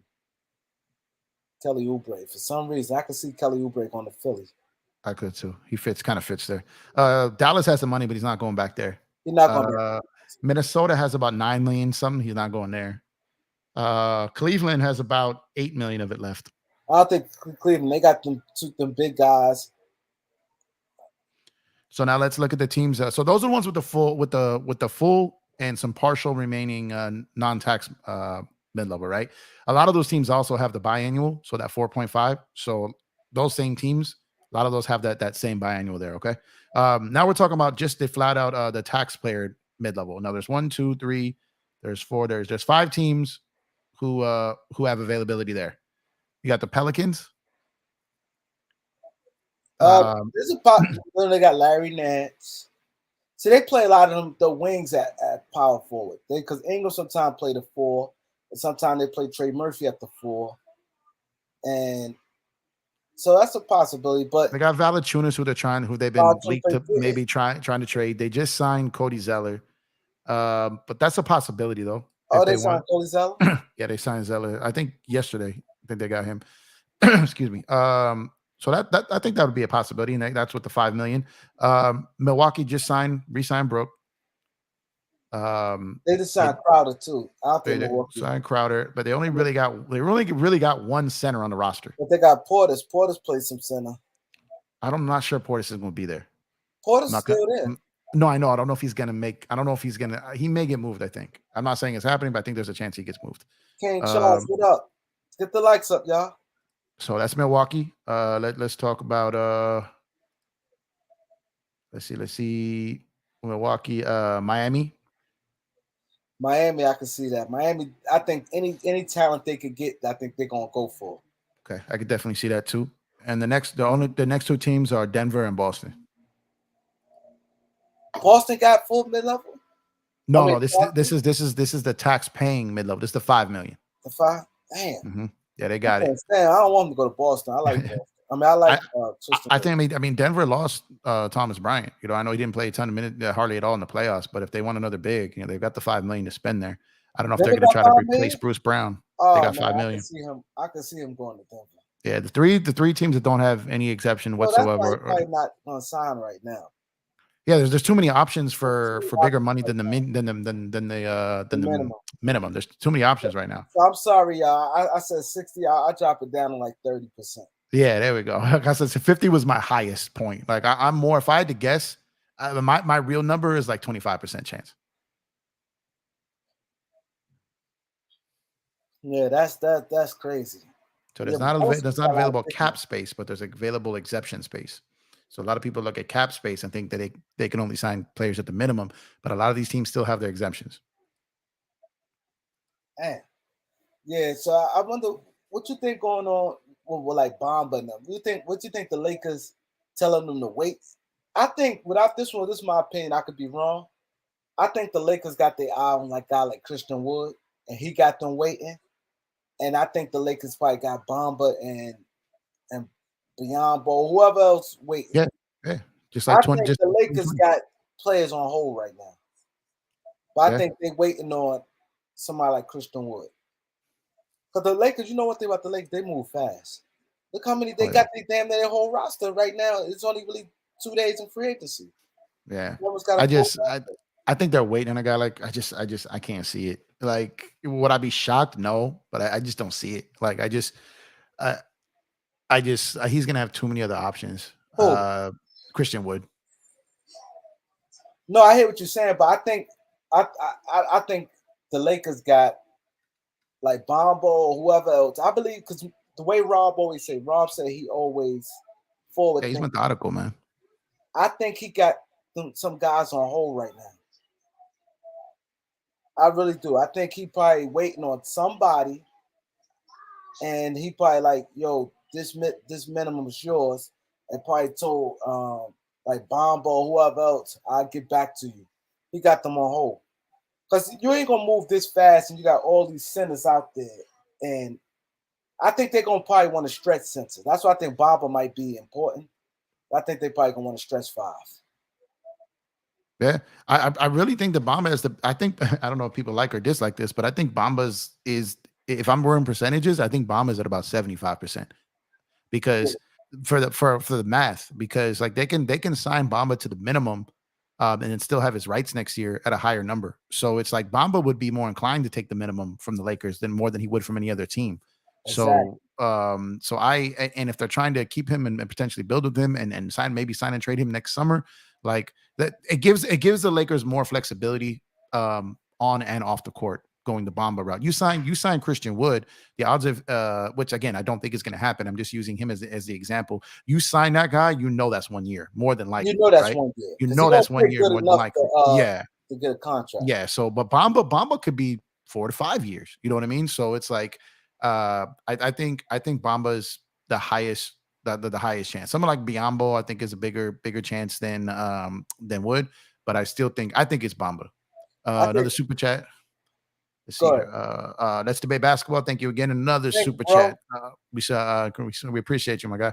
I wonder who Ham is going to hire as assistants. Go ahead, Kareem. You want to touch this? Assistants? What's that? Did we lose any assistant coaches? We lost G League assistants. I know that we lost guys. I know like Miles Simon and the guys that were down. What was the Luke? John was it Luke Lucas's son? John Lucas, was it Junior or yeah, we lost some of the third. Yeah, the third. Whatever. We lost G League coaches. I can't remember if we lost anyone on there. Outside of like, to be honest with you, outside of like Handy and Gent, I don't really know the names of any of the Laker assistant coaches. I don't know if we've lost anyone outside of that. Dan the Laker fan. If the market dries up, we have a solid shot at Mason and Wood. I still think it's Tristan or Bamba at the final spot. Yeah, I mean that's fair. That's a fair one, Dan. Yeah, I agree. But I think Tristan definitely. I mean, I think Christian Wood waiting on a contract for somebody. It's too many teams. I didn't realize it's gonna be that many teams. I definitely think Malik Beasley going. I think Malik Beasley ain't gonna chase the money like that. I think he more want to play. I think he gonna go to a team that he could probably get some minutes from. Well, I'm not necessarily saying they're gonna bring him back, but they can move him, is what I'm saying. Like they may be able to extract something from him. So if we're looking at, if you look at somewhere, we could also look around the league for centers making probably between 10 to 12 million dollars, and you could move Beasley for that guy, because the Lakers didn't pick up his option, but they still have his cap hold and they still have his rights. So that they still have his bird right, so they can still move Malik. So a center that we're thinking, the centers that we're all talking about, may be on another team right now. You know what I mean? The center that the Lakers may have their eye on may not even be a free agent. So just keep that in mind. That's true. He said it's the of assistant coaches right here. Okay, cool. Thank you. Thanks, Ty Khan. Thank you. My biggest thing, you remember, Kareem, you asked me like a while back when you were asking everybody their dream scenarios and things they wanted done. And one of the things that I said, I wanted the Lakers to add like a sufficient offensive assistant coach. Yeah, like I remember. Next to Ham. I really wish they would do that. I think the Lakers did Darvin Ham a disservice by not really giving him a legitimate offensive head coach. Assistant coach, someone that's maybe been a head coach in the league. Darvin for it. Darvin picked his own staff. Then you're right. Yeah. So they should have. I think the Lakers should have made that probably we're going to bring you in, but we want, because I know the Lakers insisted Jason Kidd on Frank Vogel. Like I really think if they should have done something like that, but maybe they couldn't have got him if they did that. I don't know. Yeah, because they clearly said they stand away from that. Yeah. But I think that's needed. Like I really think that's needed. I mean, even if he continues to improve, who doesn't want like a former head coach on your staff? You know what I mean? It's just more knowledge, more real game experience. And game experience, exactly. I definitely think that. I didn't know Summer League start tomorrow. Well, it's a California Classic. It's not the Vegas Summer League. It's that few game one in Sacramento. It's still won't play, right? Yeah, they're gonna be in there. It's kind of like the lower level one, but it's playing in that California. I didn't know that.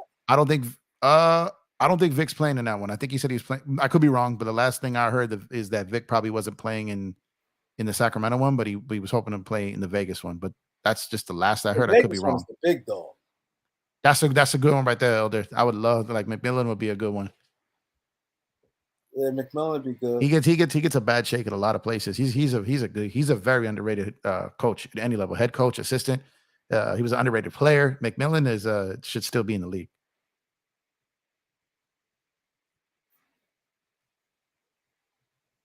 Yeah, that's crazy. But now that got me thinking, I got to look around to see what centers are within that money range that they can move Beasley at, that the Lakers could potentially get, because that might be what it is. That's something like right out of the Pelinka playbook, right? Something you didn't see coming, didn't even think about. Yeah. So is it true that Mike D'Antoni signed with Phoenix? Like as an assistant? Yeah, somebody say he's assistant coach. I haven't heard that. I haven't heard that. I'm not saying it's not true. I'm just saying I have not seen that or heard that anywhere. Wow. A lot of people just make stuff up. I think that would have been, I'm not going to say major news, but it would have been like, I think that would have been common knowledge if D'Antoni went back to Phoenix, Yeah. In any level. I think that would have been out there. Yeah, Frank Vogel, defensive coach, and have him at offense. Yeah. I think that would be out there if that happened.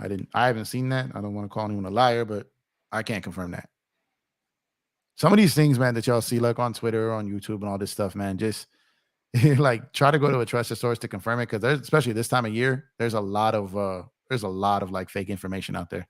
But then not only that, you could always tell when something happened because you see it trends with more than one person. Yeah. One person people piggyback. Yeah. Then when it start like hitting with a lot of people, then like start like qualis 5 people start saying it, then or just one of the major news like breakers, like that's enough. But that would have been common knowledge in my mind. Like D'Antoni back to Phoenix, that would have been, because Woj was reporting that. Yeah, for sure. Like that would have been something because that's a story. You know what I mean? So That's it's like you had D'Antoni to Booker, KD, Bradley Beal, like these guys. I mean that is an absolute story. The offense that would be. Yeah. He That's said, I mean that may be a bad that may be a bad rumor, but it's not a bad idea. You know what I mean? Like that is not a bad idea at all because you got the defensive guy there. And I think they're gonna need who's Kevin Young? Who's Kevin Young? Yeah, he said he's running the offense. In Phoenix? Yeah. I never heard of him. Kevin Young. Was that I think they got more than two people from the Lakers. The other two he mentioned, and then Lucas, and so they got a total of 4 guys from the Lakers, right? Kevin Young wasn't in that. His name doesn't off the top of my head. Let me see here. Let me see who he is.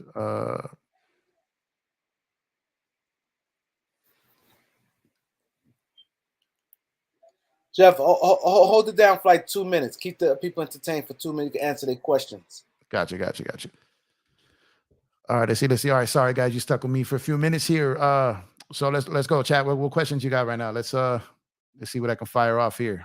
Try to stall some time so the man himself, Kareem, can come back here. Because he was okay. So he was already in Phoenix and they kept him. He was on Monty's staff. Okay, all right, got you, J. Cole. Appreciate you, man. Let's see here.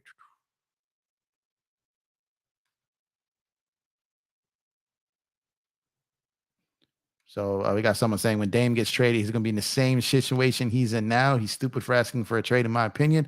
While that may be true, I don't think he's stupid for asking for a trade. Maybe he gets himself to a team who can then work to surround him with better people, something that Portland, didn't seem to be able to do with the consistently top 5 payroll, but not top 5 results. So I agree with you halfway there, but I still think teams, if they trade for him, he may be in better ran organizations there. Let's see. D'Lo for Jakob Poeltl at the trade deadline, man. That'd be crazy. I don't know. I don't know about that. Toronto's really high on him. They traded for him, committed to him long term. I don't know if that's going to happen. I think he stays. But then I don't think Darvin, if we're going to have a center next to AD, I don't think it's going to be a center like Poeltl. I think it'll be centers that's like, either a D3, a guy who shoot threes, or a guy like Hayes who just move around. Back to the basket center, I don't see. Yeah, you need a guy who's going to hold down. And I like the fact that both AD and Hayes can both play kind of like off-ball free safety-ish and do that. So it's like I think they like someone. I don't think the Lakers would hate a stretch 5 playing next to AD, but Poeltl, yeah, I don't know if that's what they're looking for. Elder, salute you, man. Appreciate that. Kareem's always great.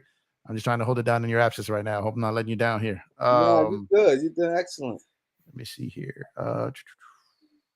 Money staff said, I see one here. I want to ask you this. I don't know if you spoke on this. Max Strus really worth $64 million for 4 years? What do you think about that, Reem?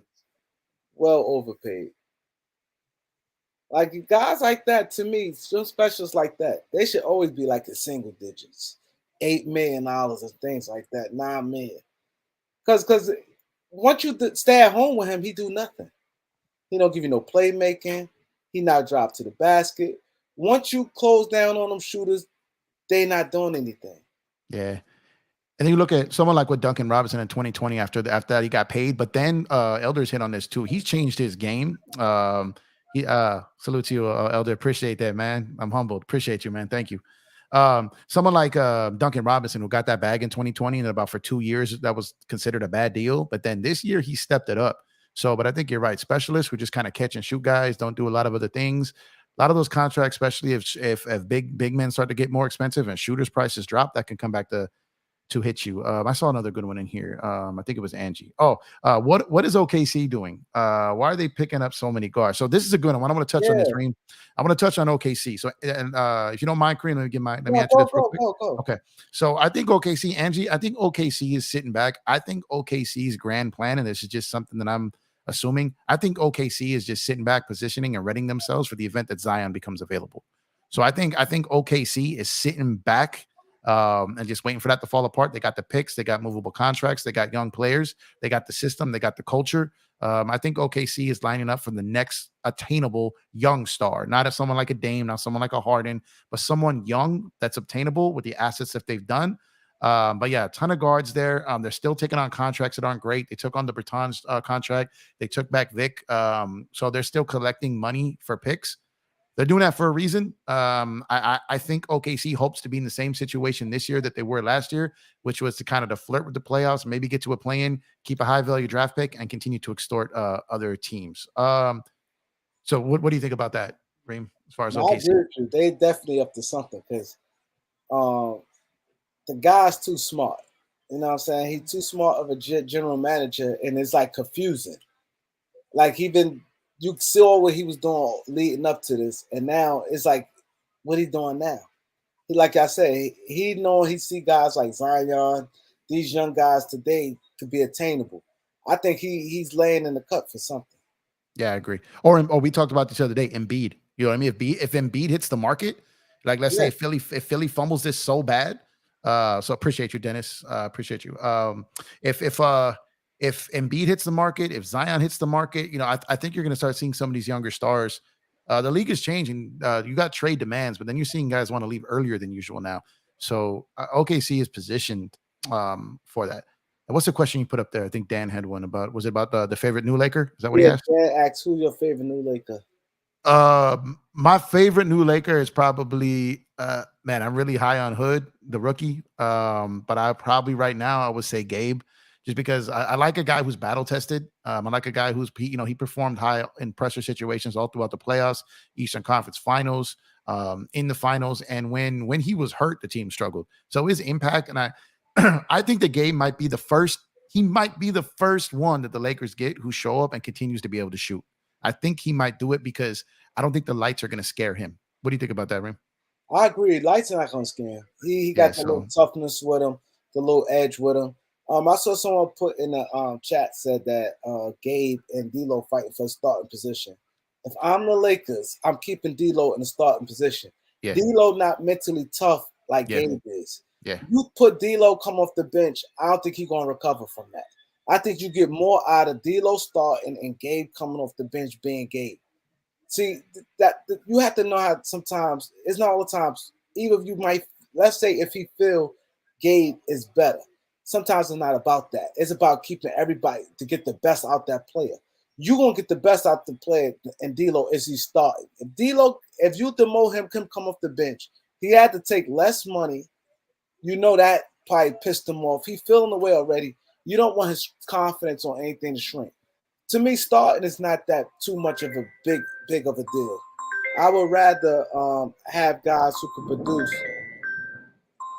Yeah, I agree with you right there. I don't think you signed D'Lo to 17 or 18, whatever $1 million it is, just to put him on the bench and damage his psyche. You sign him to that low value contract. You hoping he plays better.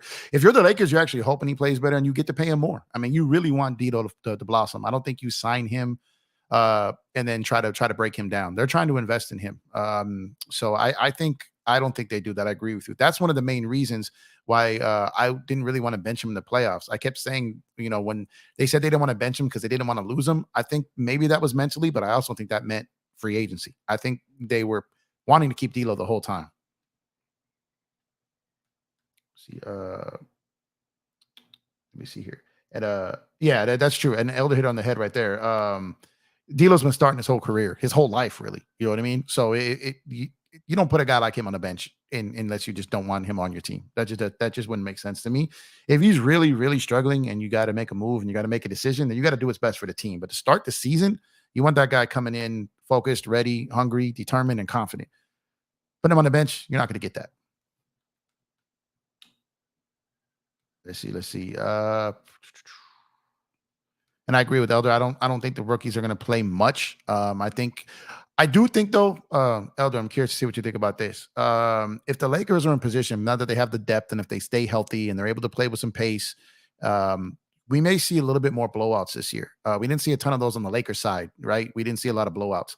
So you may see some garbage minutes where some of these guys get some minutes. But I think it would be fair to look at kind of what like the minutes that Max Christie got last year, and that might be what these guys get this year. I do think Max will get more minutes this year, but I think those other guys, they may have to pay their dues first. Let's see. See any other questions here? What else you guys got? It's a lot of back and forth.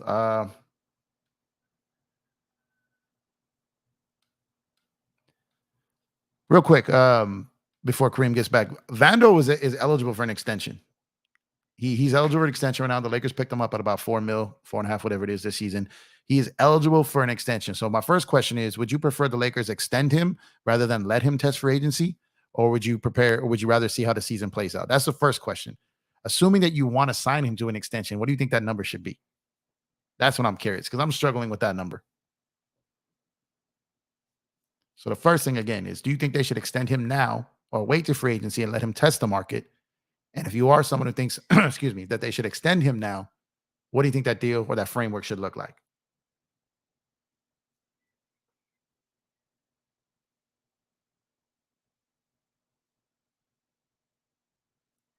Let me see here. And Angie, I don't got the what would be let's say what would be Vando's max? What is he extension worthy of? What would be that number?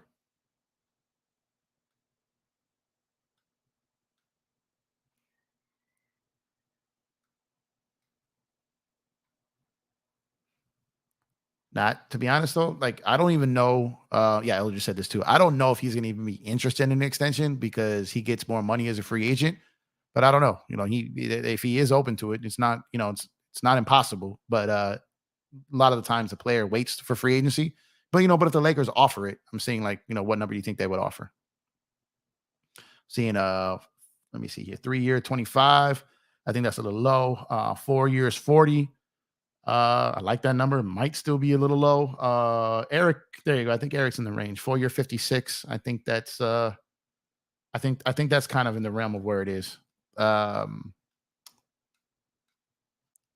probably where it would be right there. But I'm assuming you guys want to extend Vando, right? I mean, we got to see how he does again this year, but I think that's a guy you would like to move forward with, moving forward. A guy that can, guard position. He's got to step up his offensive game. He's got to be able to hit those corner threes. Some type of offensive ability, so he doesn't play himself off the court. Sometimes you need a shutdown guy out there in the fourth quarter, but he's got to be a threat. So he's got to be somewhat of a threat to at least so guys try to contest his shots. At least contest. Don't need him to make them all, but you need guys like alert of where he is on the floor. So he's got to be able to add that to his game. But I definitely love him. I think he's a piece you keep for the future, for sure. Let me see. Okay, so you guys are looking about giving Vando about what that Reeves deal is. Okay. The next question is, I know there's been a lot of talk about the Lakers haven't offered AD an extension yet. They can't legally offer him one yet. So the Lakers can offer AD an extension in August. One, do you think the Lakers offer the extension? And two, do you think AD signs it? So let's move on to that. Do the Lakers offer AD an extension? And two, does AD sign the extension? I believe they can offer him a 3-year extension. Angie, correct me if I'm wrong, but I think they can offer him a 3-year extension that kicks in at age 32, which would basically guarantee him next 2 years plus 3 more. So you'd have AD for 5 more years. So he's 35 years old. Okay, so some people, AD needs to be traded. Hell yes, hell yes. Yeah, so... but again, there's a lot of things out there saying the Lakers haven't offered him a contract, an extension yet. They cannot offer it yet. I believe they offer AD the contract the first day it's available, the maximum available, and I believe AD signs it. That's my opinion.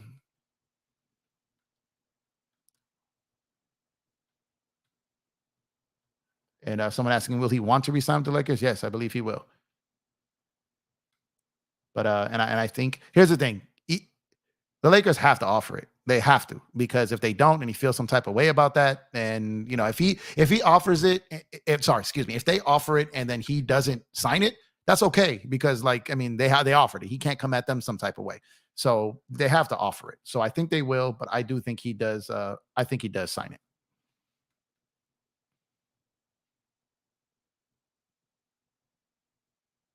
Yeah, they'd be foolish to let AD just hit free agency or go for nothing. Like AD's still a very good player. Yeah, Elder, I'm curious. I haven't heard your take on Phoenix. I don't know if you mentioned on the panel yet, but I would love to hear you break that down because I like what Phoenix did too. A lot of people were saying like that Eric Gordon pickup doesn't move the needle. I've seen several people say that. I think that's a little wild. I think Aaron Gordon at the minimum. I mean, come on, man. Like Aaron Gordon at the minimum, man. That's a come up. And the other stuff they did, I think Watanabe that pickup was solid. I know Rui was trying to get him to the Lakers, so it's like that's I like what Phoenix has done. Let me see here.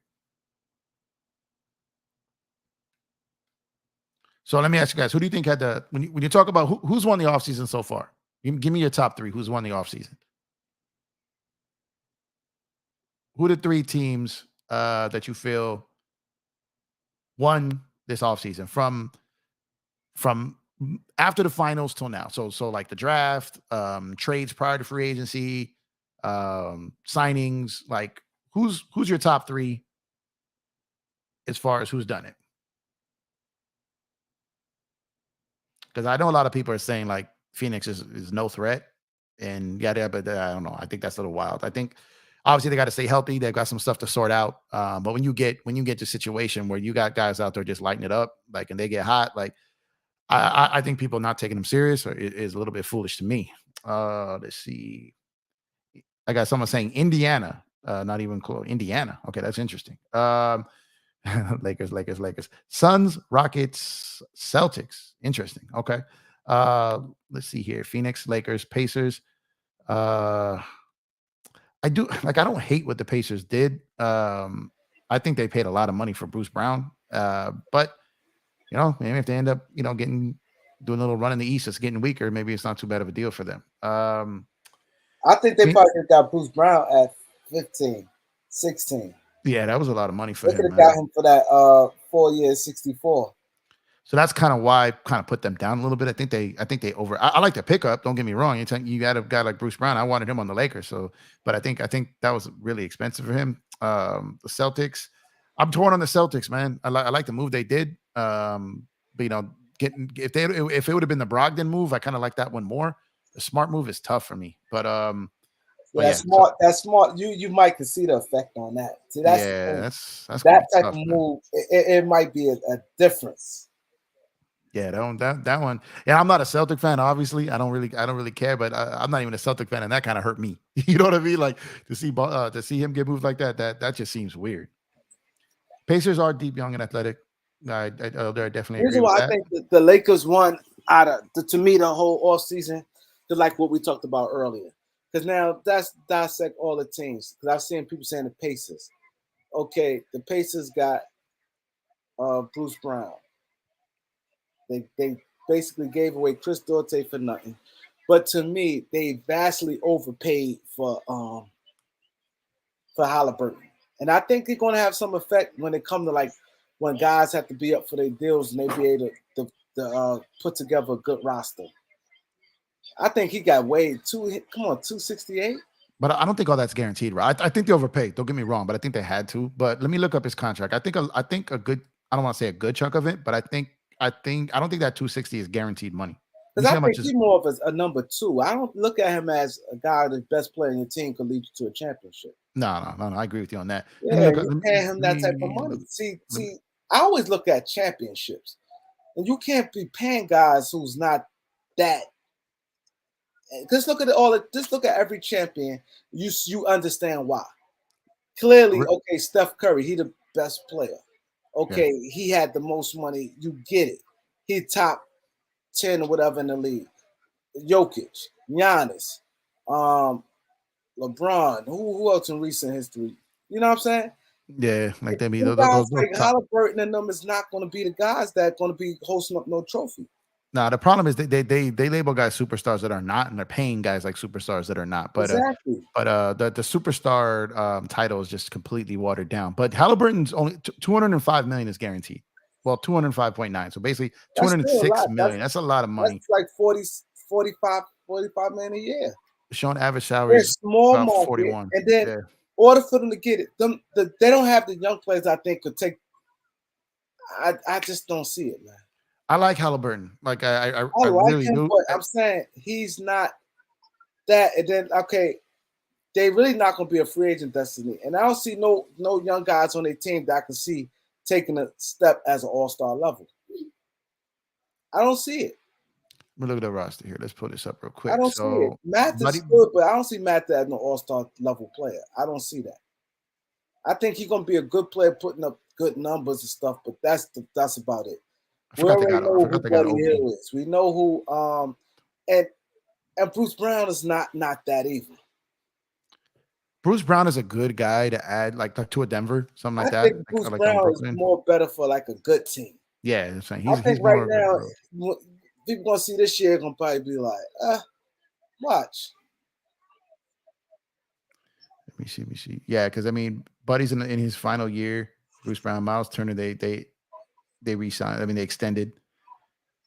Yeah, they've got good young talent. And Halliburton is good. You know, when you trade Sabonis, you trade for him with the intent to sign him. And if you don't offer him the max, he probably doesn't sign it. But we'll see the leap he takes this year. I do like Halliburton. I really do. But I don't know if he's the best player in a championship team. I agree with you on that. But I don't know what he's going to be yet. I mean, I know he's good. He's real good. I don't know what his ceiling is, though. I know. I would want him on my team. Obviously, but then again, a lot of these teams, a lot of times, don't really have championship goals. Some of these organizations, believe it or not, everybody say they want to win a championship, but believe it or not, a lot of these organizations, if they could be a good year in year out playoff team, go to 2 rounds, and they in these small markets, they good with that. They can live with that. You know what I'm saying? Like a Utah team, they could live. They go to second round every year. That's great. They're gonna make their money. They're gonna be good. Indiana the same way. There's not like the Lakers where you're gonna get ran out of town or it got to be a bust. You got to start making moves for championships. Them guys, they're gonna keep reshuffling deck along. They going to the first and second round of playoffs, year in year out, and they fans turning the gate, spending their money. That's good enough for them. Yeah, no, you're right about that. A lot of teams don't have the. Maybe we've heard Elder numerous times mention, right, that sometimes they didn't think the Lakers' main priority was winning. If they win, cool, but a lot of it was, as far as like the money they're spending and things they were trying to do. Let me see here. It don't be that pressure on them like that. This thing, if Jokic, let's say if they just went out second round, it would have been nothing. You see now, like with Philadelphia, now it's like a B. Now it's like the noise, like, yo, what are you doing? Philly's like a big strong market, but them little markets, it's like Denver and stuff. It's like you don't win, you don't win. Yeah, the expectations aren't there. That's true. Even they got a good team. They win. They happy. They franchise. They win 57 games. Oh man, they excited. Lose second round. All right, we get them again next year. The next year, they fans not going to be crazy like the Laker fans and say trade this player, trade that player. Oh yeah, they're not going to be. Yeah. The guys aren't going to be going as crazy. Eric Kwan brings up something that I actually want to talk about too. I forgot about this. Saying that Utah should go for Dame, and I've been seeing. I saw some reports saying that Utah wants to make a play for Dame. Well, what do you think a trade for Dame from Utah's perspective might look like? I think it's hard because who will be the best player Utah sending out? Obviously, they got picks. With marketing. Yeah, they got picks. Marketing probably would have to be involved in that. But they probably don't want him to play with marketing. But like Colin Sexton, yeah, they probably want him to play with marketing. See, that's what I'm saying. To me, and like I said this earlier, I think every team I heard, I think Philadelphia has it. Because you got when you make a trade like Dame, you at least want to start or always start off with that one player. And that one player is Dame. I mean, Maxey. You could see like, damn, Maxey and Scoot in the backcourt would be crazy. Maxey plays hard. Maxey not like Jordan Poole and Kyle Kuzma, them guys worry about Instagram and LaMelo Ball. He's a gym rat. All he do works out. He play hard. He wants the ball. He gets better and better. All he do is play and practice. You want guys like that on team. I don't see nobody Utah nobody, Brooklyn or Miami can top that. And you got to want to start with something. And then, of course, you want to have your ancillary pieces, but you want to start with a face. And Maxey will be the guy for me. He's young. I trust Maxey. Maxey type of guy, you trust him. He's for a young guy, he's not like he ain't mouthy like a lot of these guys, talk a lot, talk, think they better than what they is. He all work. Yeah. He's a guy you want on your franchise. They almost label him too nice. I've heard it say before. They say he's too nice. But I how much do you think? Because Elder brings up something here too, and I think this is something that has to be talked about. The players that have said or that they won't go to a particular place. Dame doesn't have a lot of leverage here, other than trying to scare another team out of that, right? So my thing is there is a threat of that. Teams may not want to trade for him because if he's going to be disgruntled again, they don't want to end up in maybe another Harden situation where you trade a bunch of stuff to get a guy and the guy wants out almost immediately. So that being said, but Harden had free agency that he could leverage. Bradley Beal had a no trade clause. AD had free agency he could leverage. Most of these guys who demand these trades outside of Ben Simmons really didn't have a ton of leverage other than just not playing, right? So in the end of the day, one thing I will say, Paul George did not want to go to OKC. You know what I mean? He wanted to go to LA. When he got traded to OKC, he showed up, he balled out and extended. So I think that there is potential for Dame to be traded somewhere else, maybe not love it in the beginning, but it could work out. So we've seen that happen before. So what do you think about that? But you 100% right, not 50% right, not 89% right. You 100% right, and that's the thing. I'm glad you referenced the other guys. They all had leverage, and then when you brought up Ben Simmons, look, he didn't have leverage. Look how long it took. They end up getting rid of him. Dame don't have no leverage like that. Like you said, them guys had 1 year left on the contract, and teams know that. You know your organization. If you know you're a strong organization, like let's say Philadelphia fans, for instance, they know these fans will love Dame. You got Iverson there. You got a B. They going to win. You ship him there, he's not going to play. He's not just going to play. So, like you said, it turns around. A lot of people be mad in the beginning, then going to play. Yeah, so I didn't hear that, Elder. I didn't hear that. Elder said that Portland said they sent Dame where he want to go. They said they doing. I heard the opposite. Yeah, I mean, I don't know where you hear that. Elder, that might have been a fake rumor, Elder, because they clearly said. I heard it out of his mouth. The guy Kogan said he's doing what's best for the team. They put out a statement. He put out a statement. I don't know. I heard it out of his mouth, Elder. You heard the same thing, right? Too, Jeff. I did. I don't know if something's come out since. Obviously, I'm not here to doubt Elder, but I don't know if. I'm not doubting it, but No. I'm saying I just haven't seen anything. I heard it when I heard it out of his mouth. He said they doing what's best for the franchise. Yeah, everything I heard, and so I'm gonna break it down like this. I saw the statement they put out, right? I saw the report that Woj had after talking to other teams that are trying to trade for him. I saw what Shans put out pretty much the same thing. I saw what Woj doubled down on, and then I saw when he went on TV and said, right? So basically, all of those were Portland is going to do what's best for their franchise as they should. And I'm going to come back to this. I really believe this now. I really believe this. I believe had Dame, I think Portland is pissed at them because of the Grant signing. So like if Dame had told them this prior to free agency, they could have let Jeremy walk, maybe a lesser offer, try to do a sign and trade for him, get him out of there, get something for him. The second that Dame let them offer Grant a full 5-year max, when they thought that doing that would lead to Dame staying, and the next day he wants out, I think that changed the game for Portland wanting to help Dame go to where he wants to go. I think that changed it for them. And I agree, because it's simple like this. At the end of the day, Dame may go down as Portland's best player in franchise history. Maybe. I mean, it's definitely a debate, right? I mean, you can't. He's in the running for sure, absolutely, if not the guy. Yeah, they gonna do what's best for the team. They don't have a problem sending him, but they said they do not want Tyler Hero. They said that. You have to get a third team involved. You have to get a third team involved. They not taking no Tyler Hero and no Duncan Robinson. They not doing that. They not doing that. I'm also gonna throw another name in here too. Kawhi Leonard wanted to be traded to the Lakers. He ended up in Toronto. Yeah, You know what I mean? So it's like, exactly. and so it's like there are things out here. Look, I'm not saying he doesn't end up in Miami. I'm not saying that. I just think if he does end up in Miami, just a 2-team trade, that GM's getting dealt dempsed. He's getting out of there. You know, he's done. You know what I mean? He's getting out of there. You can't. If I'm Portland, I'm not trading to Miami. It would have to be a 3-team trade, and I got to do what's best for me. Because you'll be a fool as a GM.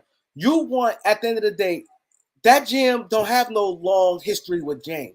That GM just got the Portland last year. I mean, that was his first year as a GM. He don't owe Dame anything. This as him as a man, as a GM. He has to build up his resume. He don't want to go down. Because mind you, a lot of GMs, you want to be able to get your next job, if not keep this job. You make a bad trade and you don't do nothing your time in Portland, you may never get hired again. Facts. So there's another layer to it too. Sacrifice yourself, your career, to please a player that ain't done anything. No, facts. They paid Dame. So I'm tired of people say, "Oh, Dame, what he did for Portland." They pay him every time. Dame ain't take pay cuts to get other talent there. They ain't been getting paid the whole time he been there. And Ticket did a great video. A lot of times Dame ain't show up in the playoffs. Facts. A lot of games, Dame's series after series, he didn't show up. They've been making the playoffs every year. They don't owe Dame nothing. And also, Reem, keep in mind, it's also technically not the same ownership group since Paul Allen died. That's what I'm saying. It's not the same. It's the guys that the final decision maker is not the guy who's been cutting the checks for Dame all this time. So it's a new GM, technically new ownership, and he's upset them. You know what I mean? So on top of that, so it's he handicapped them. You said it best, Jeff. He handicapped them. Why would you wait till after?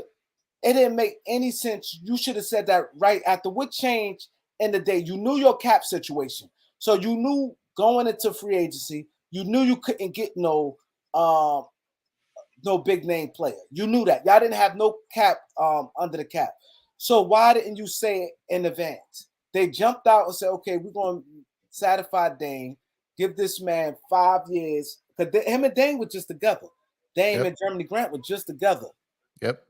So you handicapped them, put them in a bad situation. Now, I guarantee you, by the trade deadline, Jeremy Grant will be up for a trade, and they're gonna have to. They're gonna have to put something. They're gonna have to attach something to Jeremy Grant. They're gonna have to attach a pick, or they're gonna have to attach a good young player, like how you had to attach D'Lo to Mozgov. Yeah. They're going to have to attack because Jeremy Grant is not worth that. He's not worth no $30-something million. No. In order for a team, and then the 5 years, that's a long time. And I don't even put them in a real bad spot. I don't even think there's an option in that deal. Let me check. There might be. Let me check. But if it is, it's probably player. Let me see. But hey, Jeff, he put them in a real bad spot. Because now what's going to happen, like I said, now they're going to have that elephant in the room. Now you're going to lose at this to get rid of a player. Because believe me, had Dame said that right after the draft, even right before free agency. And no options in that deal. None. It's a full 5-year guarantee. Full 5 years. Full 5 years. Had Dame said something prior to that, they would not have done that. We all know they wouldn't have done that. That was strictly a move. When we was live, you was there, Jeff.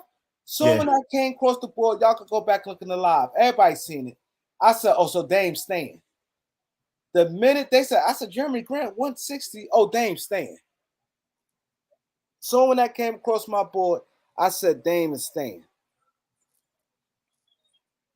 They you know what it is? Yeah, with that and the boom. You know what it is? You know, I wonder if Portland thinks, and tell me what you think about this. I haven't. I'm just guessing. So I don't have any proof of this, right? You think Portland thinks the Dame played it cool, trying to hook up Grant to get paid? He got paid and then he wanted to dip. reason why I think because he said he got guys paid. You heard it? So You heard yeah, that? so what? He said he got guys Yeah, paid. yeah, and then like He you said, said they were that, so hanging I think out. he did. They I were think he hanging did out. that on purpose. So Because he he said he that baited them to got pay. So guys paid. there, yeah, because that's what I'm thinking, and I think that's why Portland's so pissed. And not only is that they paid Grant, but that he kind of signaled to them to do it, and that's why I think that they're going to be petty here, and they're going to be petty No, here. I ain't gonna be honest, Jeff. I'm not gonna say petty. He said I don't know. Like I said, this Twitter stuff be so much fakeness. But Yeah, that's true. I saw something. They said Dame said Miami or bust. There's no way in the world he going to Miami if I'm them. Miami have nothing I want. Nothing I want. I want nothing from them. I don't want no Duncan Robinson. He do nothing for me. He already up. Like, you don't need him. You going to rebuild. You don't need him. He doesn't fit what they're going to be building out to the He fact. don't I fit what they're get gonna that. be He's building. solid. He's gotten better, but he's not what he's not something that Portland's like, I have to have him. Duncan Robinson is better for a team that's okay. You close and you're looking for a shooter. All right, let me just add this shooter. The Celtics. All right, Duncan Robinson, perfect. Let's get this shooter off the bench. Yeah. Okay, cool. But team that's not nowhere. You don't need guys like that eating up that salary like that. You don't need them. And a lot of teams probably ain't gonna want no like. Yeah, you had to do a 3-team trade. You would have to. You had to do a three-team trade. And they said they looking for a humongous package from Portland. I mean, for Dame. You heard that, right, Jeff? Yeah. No, I did. They I believe what it was. A They're huge looking package. a young all-star level player plus multiple valuable picks. So not late round pick swaps and like all this stuff. So young all-star caliber player and multi-valuable first round picks. Yeah. Miami doesn't have that. Miami don't have that. I keep saying, like I said, I don't know. Like I said, if Brooklyn offers, and I'm not saying they're going to, if Brooklyn offers Bridges, like even over Maxey at this point, like if Brooklyn offers Bridges and they got those picks, those later on Phoenix picks, like if they offer half of the picks they got for KD plus something like Bridges, like I think that tops a Maxey deal in my mind. I'm not saying that's I don't know if Brooklyn would do that. I don't think Brooklyn would do that because the key is Brooklyn want to play him with Dame.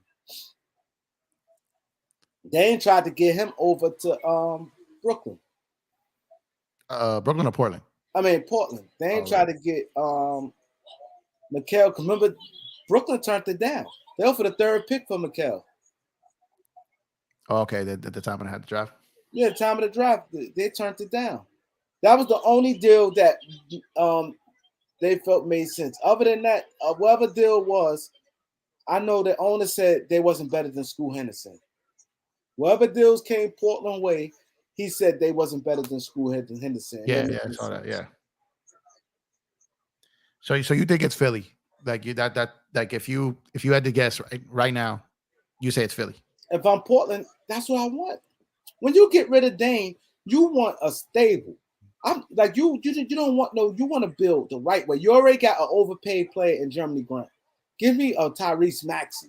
I don't have to worry about him. When I go to sleep, I don't have to worry about him doing stuff like Jalen Green. Maxey ain't with all that nonsense. Yeah. Maxey, how do you make the money work? Because Maxey's a low number. Well, you're gonna have to put Tobias Harris. Okay. Who's expiring, right? Yeah, that's what I'm saying. You're gonna have at a big number. Yeah. And how many picks? See that the thing is with that might have to go. They may have to move Harden to gain some assets with picks because Philly only got I think one draft pick. Yeah, I mean if it's the Clipper deal, they're not getting many picks there. Yeah, see that's the thing. I'm glad you this would and this guy normally be saying some bugged out stuff, but Bill Simmons, I'm gonna give a shout out to Bill Simmons. I think Bill Simmons put together the best 3-team package there is. I saw that one. That package was, I think, if I'm all teams, I'd take it. He said Harden, and he said Clippers get Harden and Nurkic. So the Clippers get Harden and Nurkic. He said Portland gets Maxey, Terrence Mann, Tobias Harris, and Zubac. And then he said Philadelphia get Dame, Norman Powell, and Batum. That is excellent for all teams. Man, that'd be like that's a body bag for every team. Like I can't think of one team would be mad. All the teams. This thing, Portland getting Maxey, Terrence Mann, Tobias Harris is a big like Zubac, and they're getting picks too. But what picks? Like Clippers don't have much to trade. You said Philly has maybe one. That's maybe if Angie confirmed, I think that's two maximum picks that can be moved probably. Clippers got one tradable pick and Philly got one tradable pick. Okay, so 2 picks. Those players aren't bad. Shout out to Dontario Moore for the super chat. Said what's good, up, fellas? Dontario, how you? Shout out to Don the Kingpin. If you guys know Don, he makes his rounds around here. Check out his Don the Kingpin podcast. That's my brisket brother right there. Shout out to you, Don. Right, shout out, boy. But what was I saying? Damn, so yeah, that's a treat. I haven't looked at the money there. I'm assuming Simmons did. Nah, it worked. Okay. A trade machine. It worked. Okay, so the money worked perfect. It was to me. It's perfect. And I'm gonna go read what Elder said. Elder said, "Why would Portland want Maxey when they had Scoot? Scoot and Maxey can play together, and you got to get rid of Simons. You got to get rid of Simons. Simons is Maxey better than Simons. Simons takes bad shots. He not the defender Maxey is. Maxey's better. You move Simon."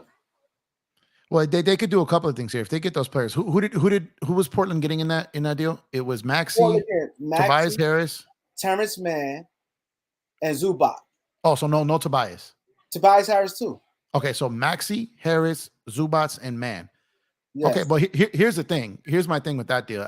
Okay, shit, damn. Okay. Hold up. Elder said Tobias. He said Maxey not better than Anthony Simon. Oh my God.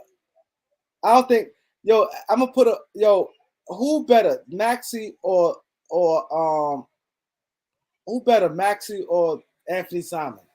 Man, I like them both. Maxey played. He more of a I would say this. I like them both, but I would take Maxey just for the fact that I've seen him play in meaningful minutes and moments and know what I can expect out of him. But I like Simons. I think a lot of people. I like Simons, but. I'd go Maxey. I'd go Maxey. I want to be clear on that. I'd go Maxey. Go hard. He not Simon. He not as aggressive as Maxey. Simon takes too many possessions off. Nah. But what I like about that deal too for Portland is that they could probably move Harris closer to the trade deadline when his money's a little bit lower and get value for that. And then they could probably, if they don't want, then they can move Simons. Or Max, whichever one they value higher, right? They have options to split those parts up for more parts that fit their future out of that deal. Because if you get Maxey, if you're getting Harris, if you're getting Mann and Zubac, Harris, and even potentially Mann or Simons or any of those can be moved for other pieces, other picks. So I like that because they get pieces that they can move to get continued value for the Dame trade. Yeah, because look at this. What's name is on a good contract, right? Zubac. Zubac's on a good contract. Zubac is younger than Nurkic. Then Tobias Harris expiring contract.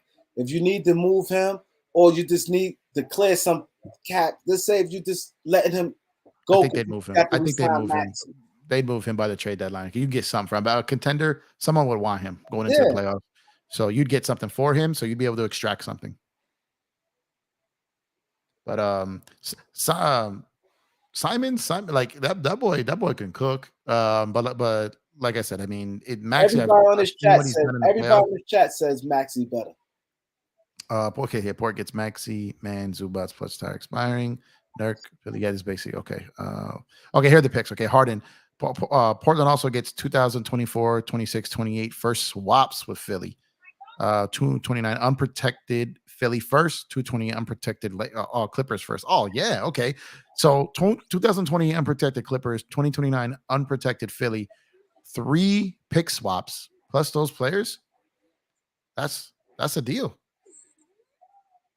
I don't know if Portland gets better than that. I don't think Miami can come up with anything that tops that return for Portland, and Portland still can flip other parts of that trade to extract more assets out of that trade. Wouldn't you agree? Yeah. Man, that's wow. That's He said Maxey can't go get 45. Maxey playing with a B in Harden. He playing with a B in Harden. Maxey can get that. Maxey just a better player, better defender. He got a higher motor. You Maxey more of a winning player. He got a way higher motor. Simon's got a low motor. Way low motor compared to Maxey. Maxey's a go-getter. He go gets it. Simon drifts a lot. He fades a lot. I guarantee you ask any GM, all of them will say Maxey. I guarantee that. And from what it's been, to be honest, like when they signed Maxey, I'm sorry, excuse me, when they signed Simons to that number, like felt they overpaid him a little bit. My thought when they did that deal was that's going to get moved to help to get another quality veteran for Dame. They just lined up that money to make it work. So I didn't think that Portland had long-term plans with Simons to begin with. He's gotten better, obviously. Like I said, I like him, but I felt when they signed him, that was going to be someone that was going to be moved to get help for Dame. So I know they've been trying to trade him most of the offseason. He said Kareem just like Maxey. No, it's not that just like I'm looking at it like this. If you look at today's NBA, a lot of these guys don't care two rats ass. Everything is about their brand, about this guys. They chuck like LaMelo Ball, them Jordan Pools, the heroes. This guy is a basketball player. I like guys who play with heart and determined and got that will and go get it. Don't mind getting dirty. I don't like guys after the game. All they do look at their stats or they making fashion statements every time they walk into a arena. I just like his work ethic. I'm not saying he's the best player, but I'm saying so far what I'm hearing. When you a GM, Jeff, think about this. That's what anybody. You want people you can count on.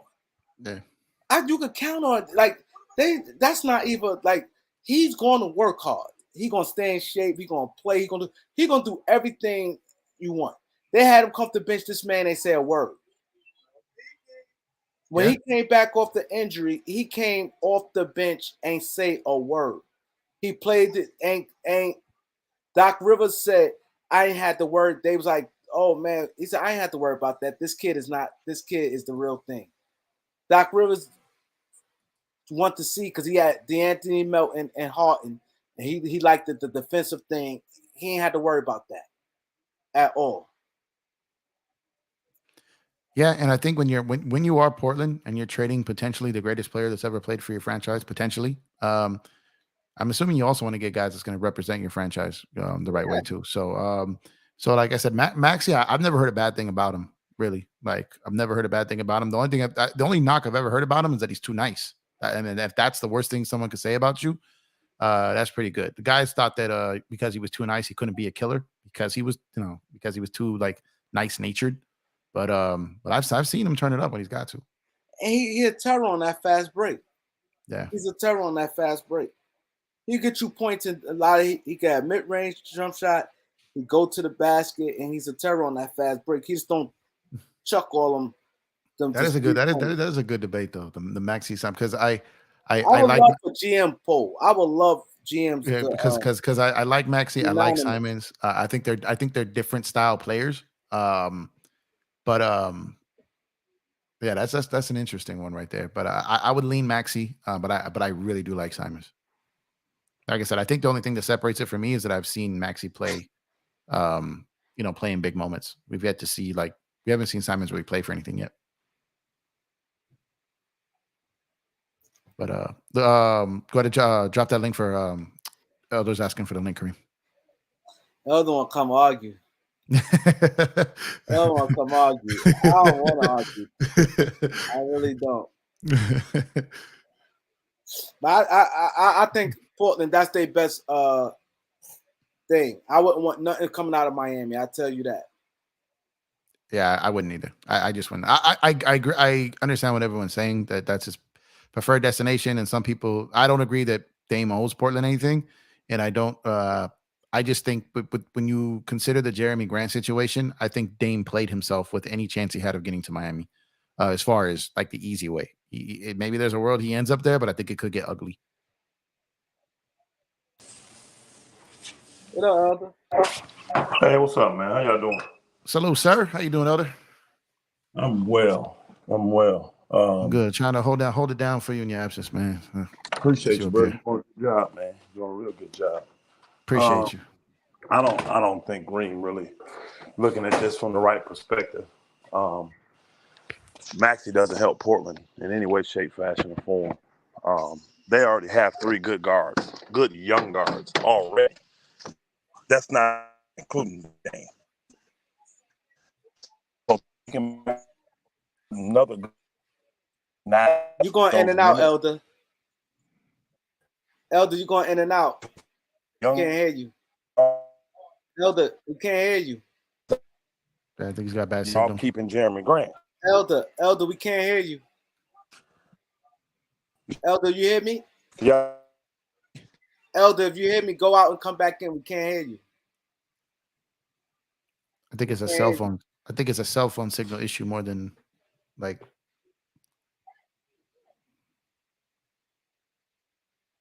You can't hear him. Yeah. I think he's got his signal might not be great where he's at. He'll be back. Yeah, but I do like these picks though, Reem. Like when you look at these picks here, though, that alone is like Miami. Miami can't come close to this pick wise. I mean, that's 3 swaps, including like that's 3 swaps and 2 unprotected, like later on picks when teams that are in win mode right now and going to be potentially have some cap trouble later. And teams with injuries, you know, you're going to trust Paul George and Kawhi if they're still there to be healthy at 35, you know?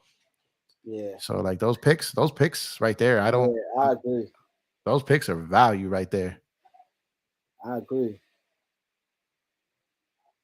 He said, to get off the Xbox mic. I don't think that was hardware. I think that was signal. You could tell like you could tell when someone's equipment is messed up or when that signal's not coming correct.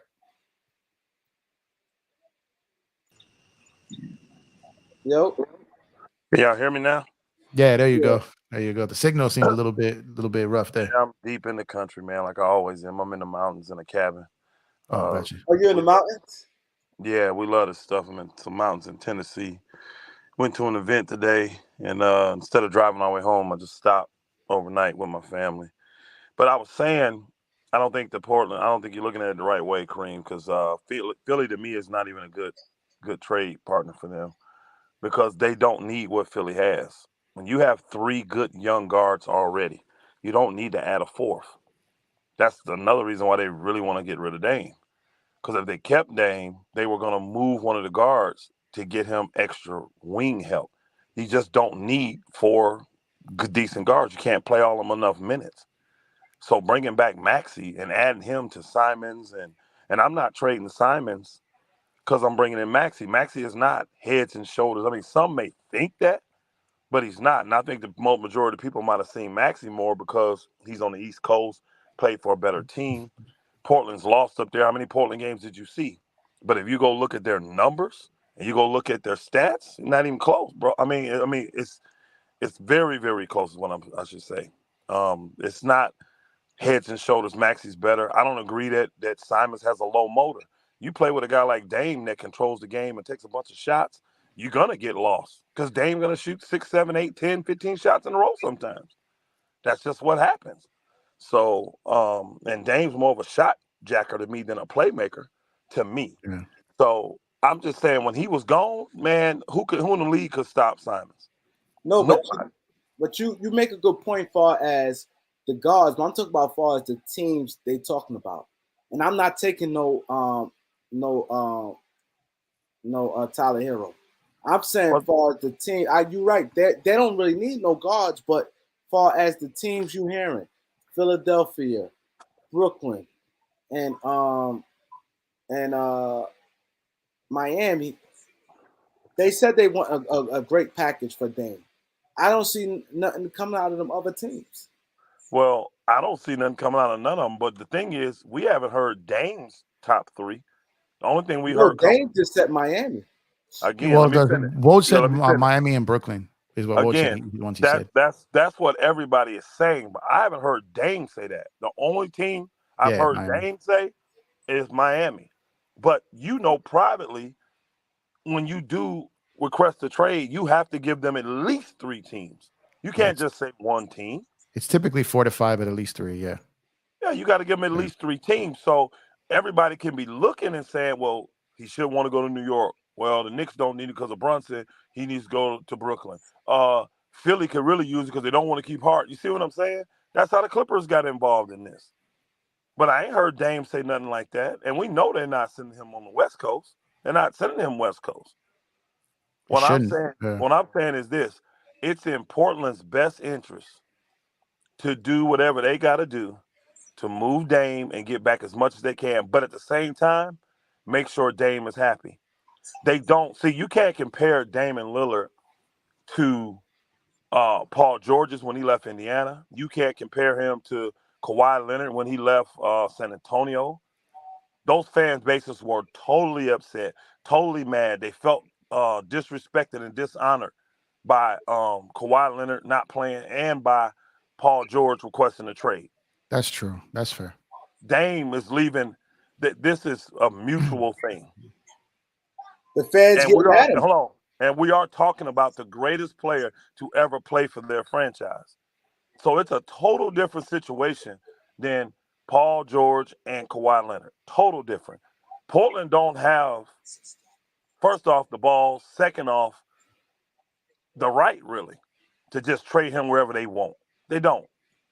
Because I promise you this, people that are outside and don't understand the business of basketball, that only think from a fan perspective, will say, yeah, that's a good move. Get best you could get, blah, blah, blah. It'll be over for Portland. Think about what players would say for Dame to do what he did for Portland all those years. Dame played at 12 years, y'all? He could have left after year 6, 7, 8, 9, 10. He didn't, though. Yeah, they paid him, but he earned that money because he was a max player. You see what I'm saying? Yeah, but but you still got to do what's best for your franchise. That come before doing what's best for your franchise. Best for your franchise is getting the best return. No, what's best for your franchise is to make sure that any level of attraction that you may have with players, what's best for your franchise if you Portland is that players currently and future players look at you and say, that's a place that I wouldn't mind going because they take care of their players. That's what's best for your franchise. You're already a small market. You're already way up in the northwest corner where nobody wants to be. The last thing Portland needs to do is say, bump Dame after all he's done for them and say, we're just going to see and get the best deal. All he done for them. You can't just say, oh, they paid them and paid players too.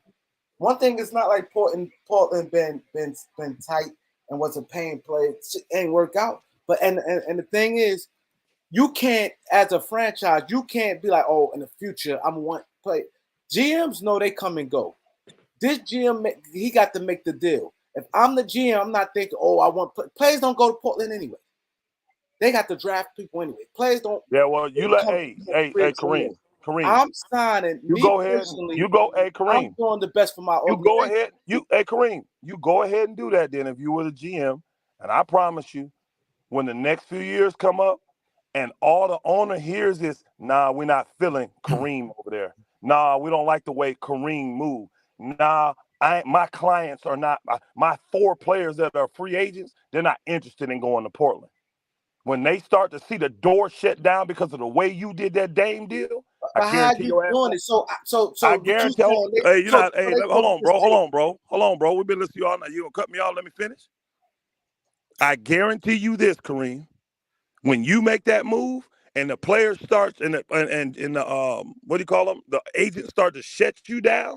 I bet you get fired. I guarantee the owner ain't gonna stand in your court and say, "Well, he did what I told him to do." Nah, I disagree with you.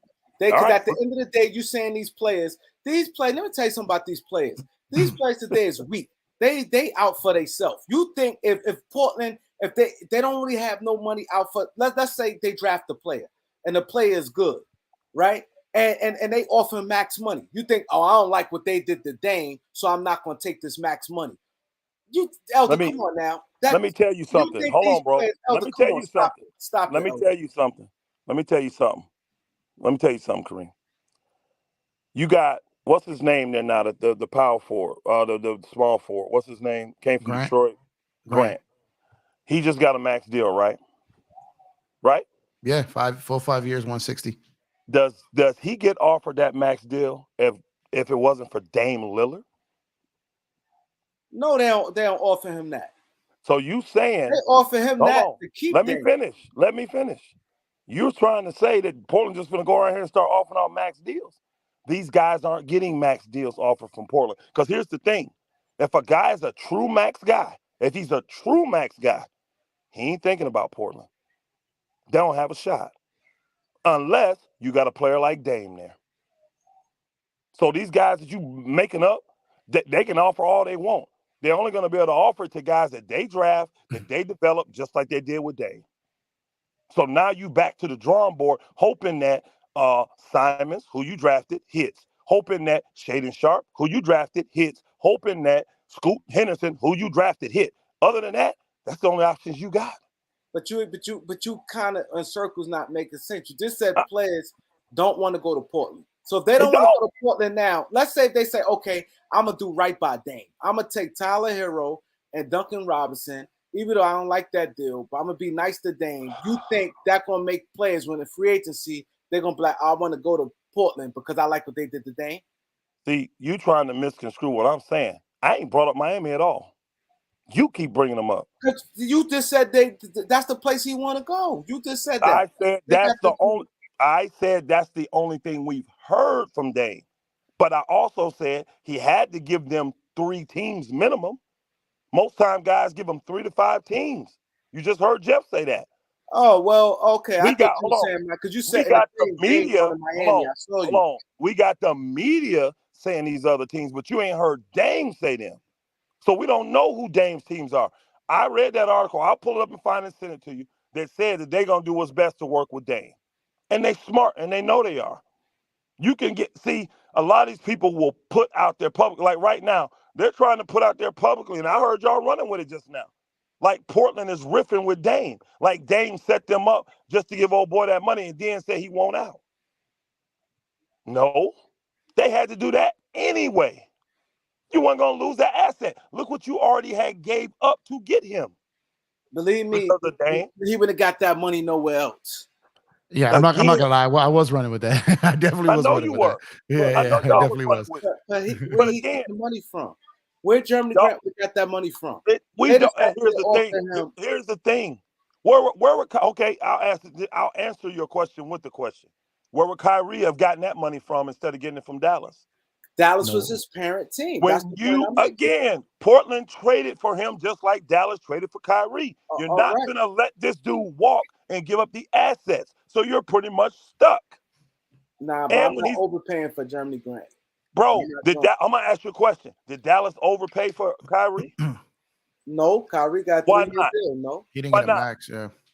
No, Kyrie got 3-year deal. Kyrie got the same thing as Kyrie basically got the same deal that Elder negotiated for him. Time out. Basically got that deal. Time out. Listen to what y'all saying. Kyrie didn't get a max deal, but his yearly is more than Grant's. No, Grant got 5 years. No, his yearly is his. His annual is more. His annual. Kyrie's annual is more. It is because his annual is more, but 3 years. That's what I just said, Kareem. Y'all saying he didn't get the same deal. He's making more money annually than Grant is. Yeah, annually, but Grant got 5-year deal. Grant got more guaranteed longer terms, but average value, annual value, Kyrie's definitely got more. Portland was stuck to sign. Over 10 mil. Portland was stuck to sign Grant because you weren't going to let him just walk. You weren't. But and it's better. The longer had to play their cards right. The longer the player's under contract, the easier it is to move the contract. Teams know if I take this chance, at least he can't walk on me. Teams always think they can save a player. First off, Grant don't need to be saved. He's still been a solid, great contributor. Yeah, he could hoop. But teams that will be interested in him are a little more, hey, maybe a little more than I thought, but at least I have him. And he ain't going nowhere now. So now we got time to make him happy, give him what he wants. But if it's a 1-year deal or 2-year deal, if that's been a 2-year deal for Grant at that money, nobody would have won. Guess why? Because all you're going to get him is for a rental. You trade him at the trade deadline, you get him for 2 months, and then he walks away from you for nothing. And you gave up all those assets to get him. Teams ain't doing that no more. Well, they oh, go ahead. Sorry, I'll let you finish your point. No, I'm just saying, he's on a 5-year deal. It may be a little bit more than what people think, but guess what? At least you get the player and you get to control him for those years. That's how GMs think. That's how they think. More control, the better. And I'm telling you right now, watch Portland capitulate and make sure that Dame is happy in this deal. I'm not saying that Portland is going to guarantee to send him to Miami. Oh, He had to give I them. saw you on the chat. I saw you on the chat. You said Miami. They ain't going Miami. And I said, there's no way he's going Miami straight up.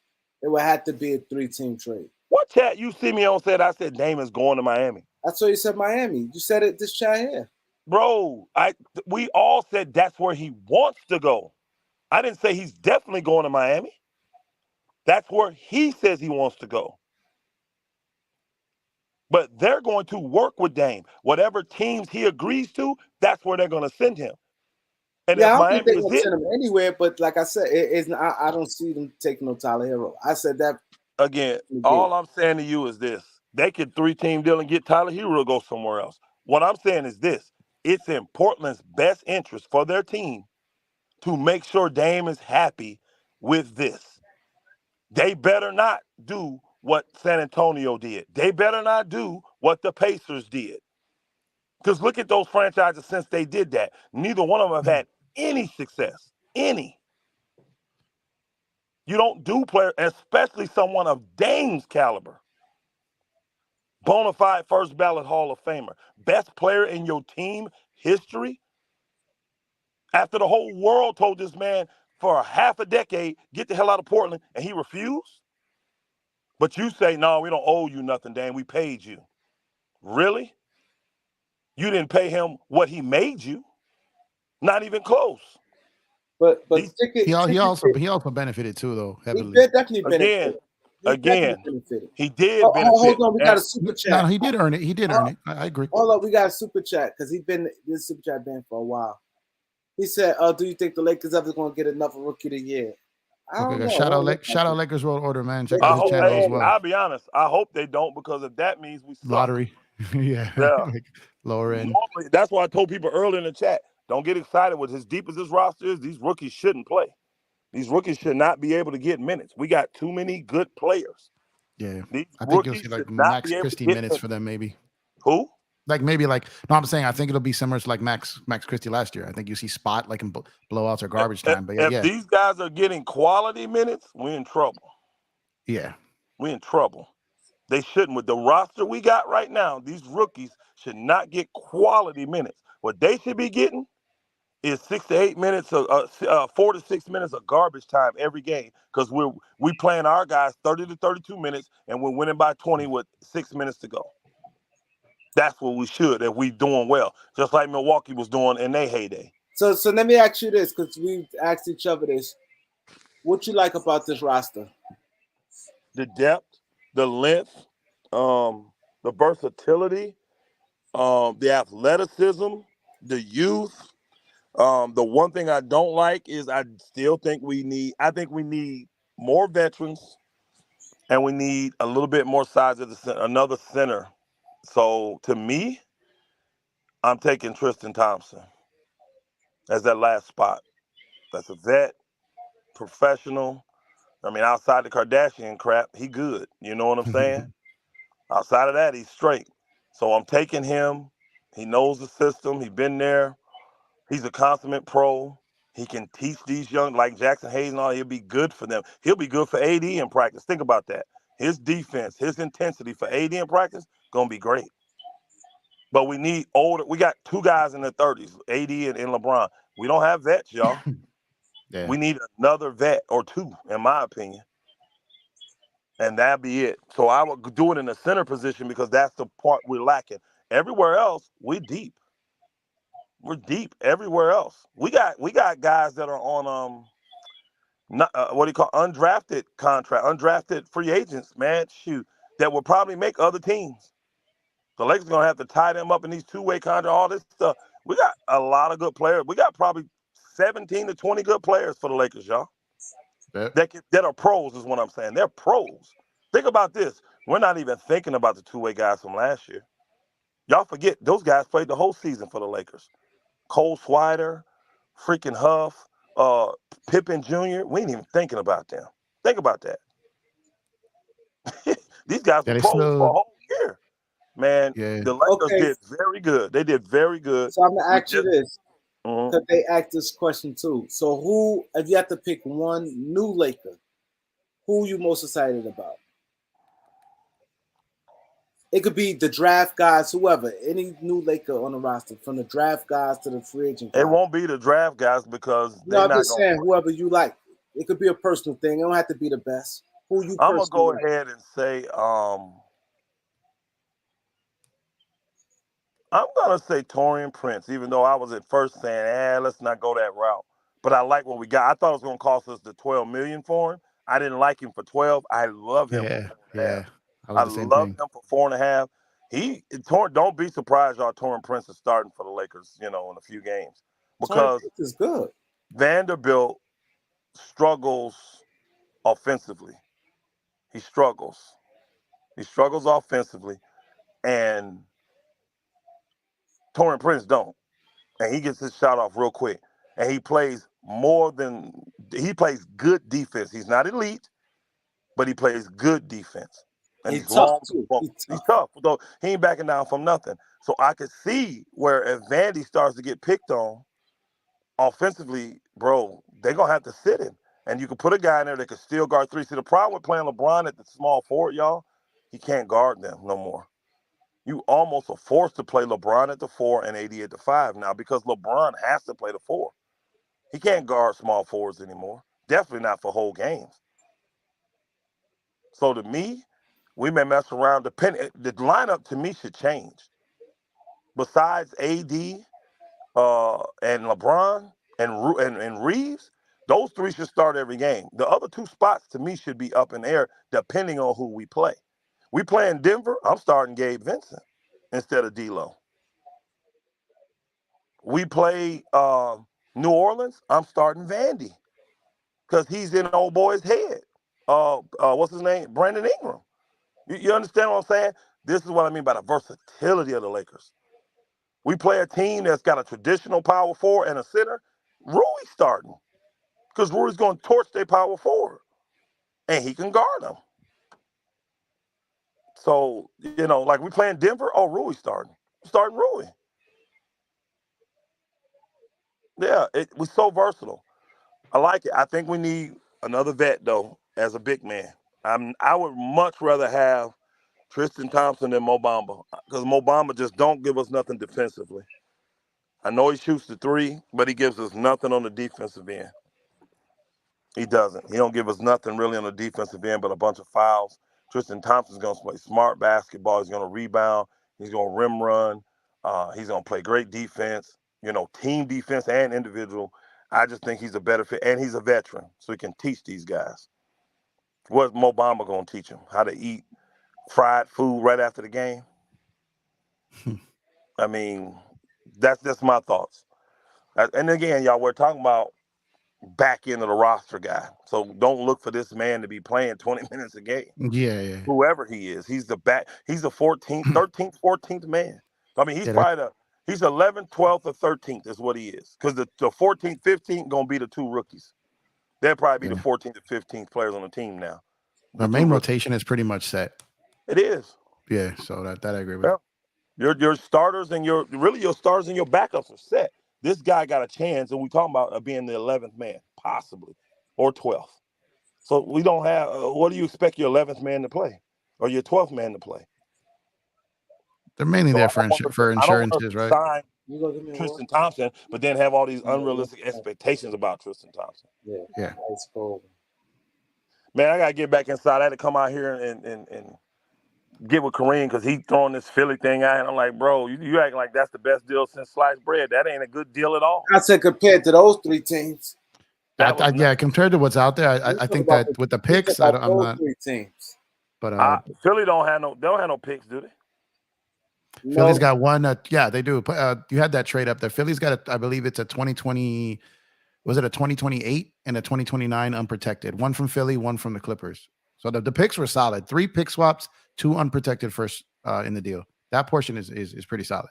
Yeah, but I don't like the players back for Portland because it don't help them.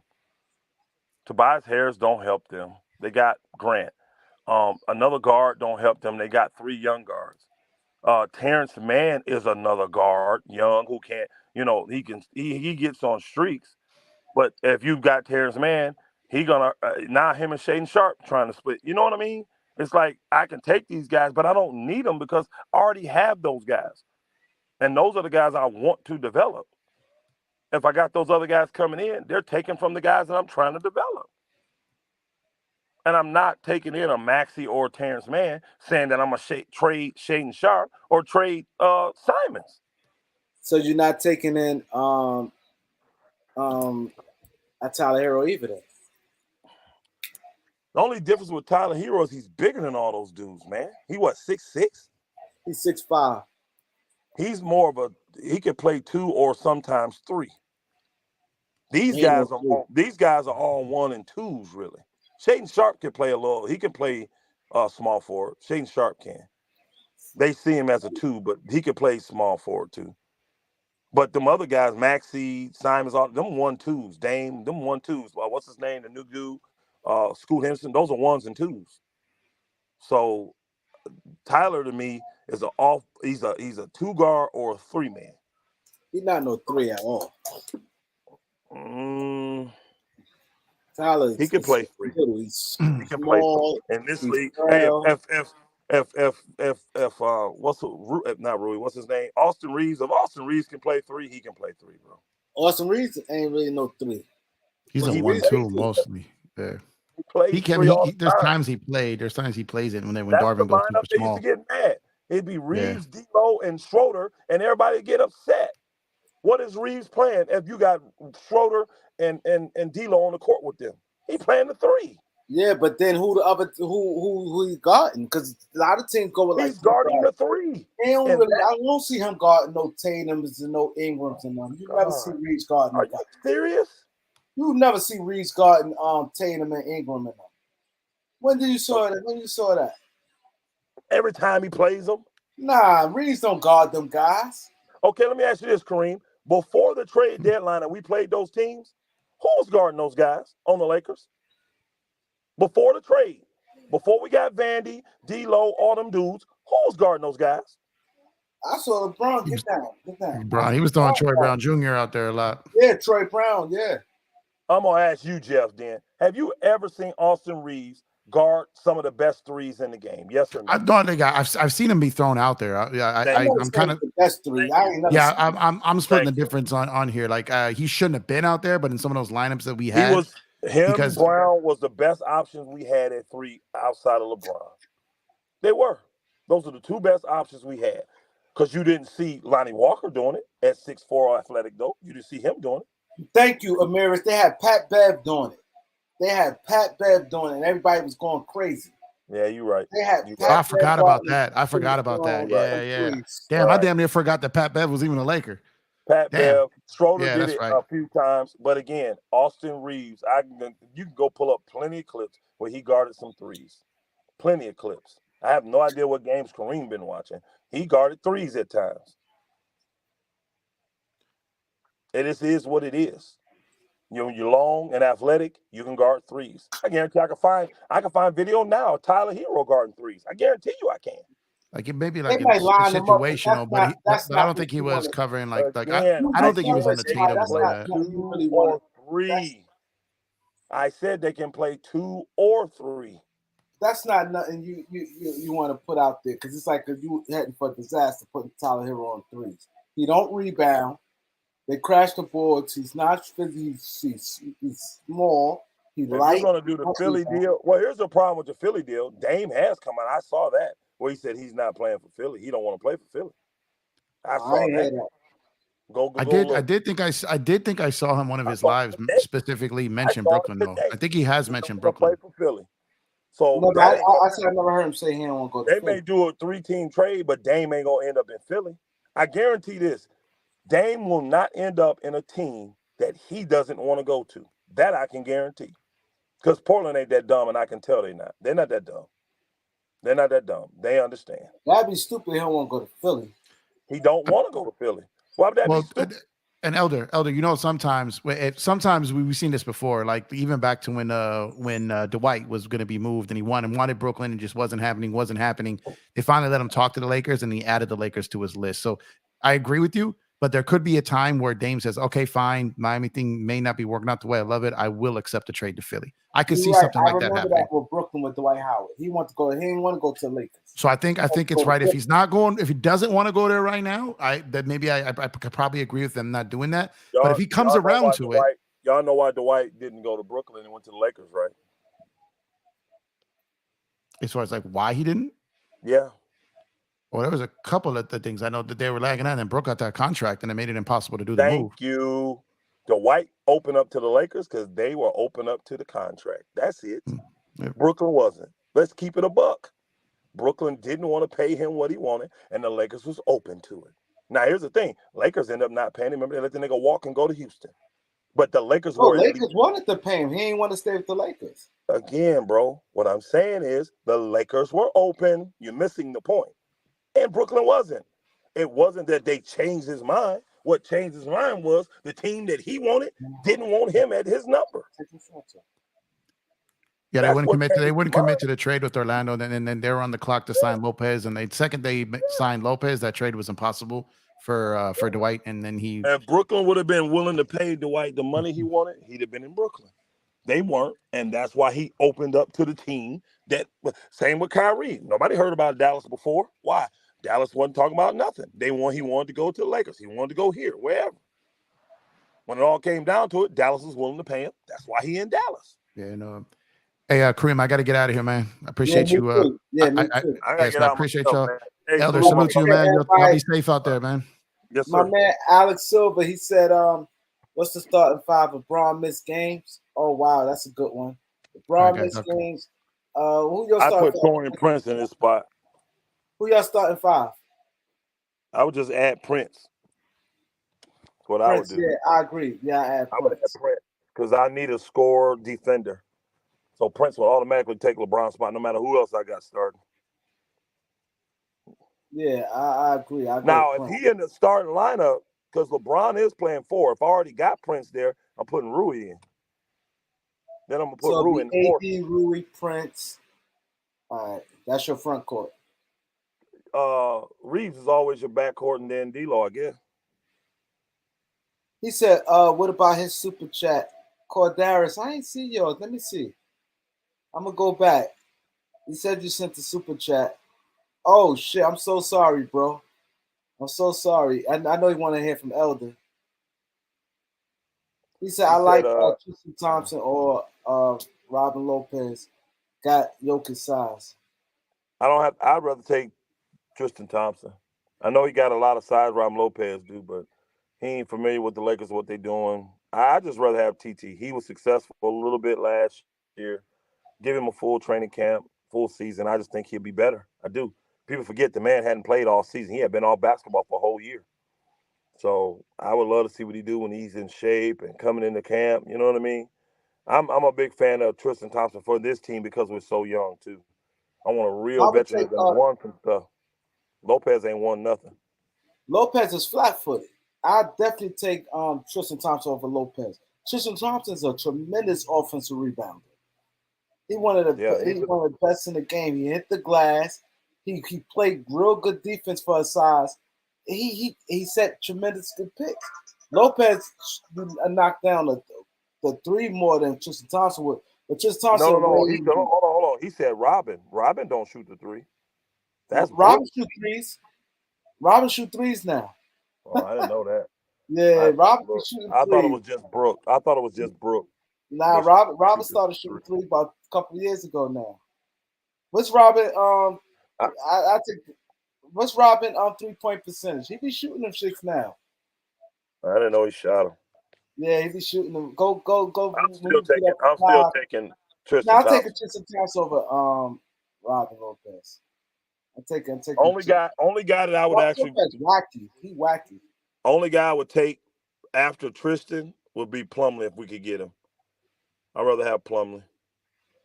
Yeah, I'll take Plumlee before. But they said Plumlee won't go back to the Clippers. They said the Clippers want Plumlee bad. They want to remove Zubac. They gonna pay him minimum though. They gonna pay him minimum. Somebody said they're gonna put him and some I don't know. It's something they said they could do. But they want Plumlee bad. How many threes did he shoot? They said he shot 50% from the three. Yeah, he shoot threes now. I would love to know how many he shoot per game. He probably he be shooting them shit. He added that like two years ago. Who was he playing for? Who did he play for last year? He played for Orlando last year. Remember they like Mickey Mouse?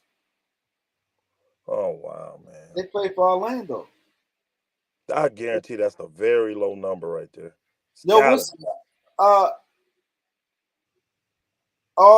Angie said they got his bird rights because he did get traded. Oh, they did trade him from what's the name?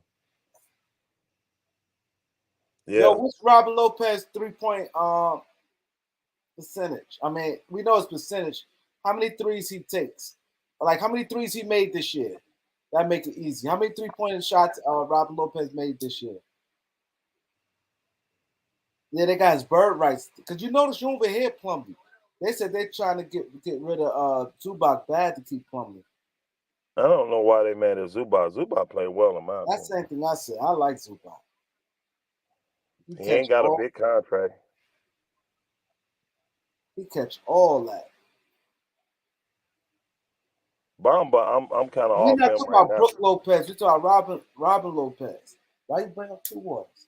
All right, put this water down. Yeah, we're talking about Robin Lopez. Somebody put how many 3-pointers he made. Yo, we got a couple more minutes. Somebody put. Oh, yeah, I would easily do D'Lo and Beasley for DeRozan. Not a couple picks, though. He's not worth a couple picks. He's old. He's a free agent. I mean, unless those couple picks are second. Yeah, I'd do a couple second-round picks, yes. Yeah, I would do a couple. Angie, somebody please put how many 3-pointers Robin Lopez made. Damn, we got all these people and nobody could put that up there. All y'all moderators. They made 55. 55. He made 55 all year, so that's less than one a game. That's like a half of shot made a game. Yeah, but I'm saying that's how many games he played. He made 2 out of 4. He shoot 4 3-point. He probably ain't played that many games. Cause remember they had a lot of centers. They had Bo, Bomba. They had a lot of centers. I don't think he played that many games. Eric said he shot 2 out of 4. He shot 4. Somebody else said he made 2 all year. I didn't think he shot. No, 3. he ain't make 2 all year. That's what Sammy the Man saying. 55 is more than AD. Again, we ain't verified that because only one person said it. The other guy is just Tony Bates just repeating. He made more than 2 3-pointers. That's what Sammy the Man. He said he made 2 out of 4 all season. He only took 4 3-pointers all year. That's why he was 50%. He's not a 3-point shooter. That's what I thought. 55 out of his career. He played 37 games. For his career, yeah. He made 2 out of 4 last year. He's not a 3-point shooter, just like I thought. Yeah. So he don't shoot threes. So I would definitely want Tristan Thompson over him. Yeah, I said I'd take Tristan Thompson over him. Yeah, I'd take Plumlee over too. But Plumlee, I don't know why he would come to the Lakers when he can go to Clippers and make more money because they got his bird rights. Yeah, they got his bird. I forgot they traded. Yeah. Kareem, I got to bounce, man. I'll holler at you, my brother. I got to go too, man. I appreciate everybody coming through, man. Appreciate that. Everybody coming through, man. Been great. See y'all tomorrow.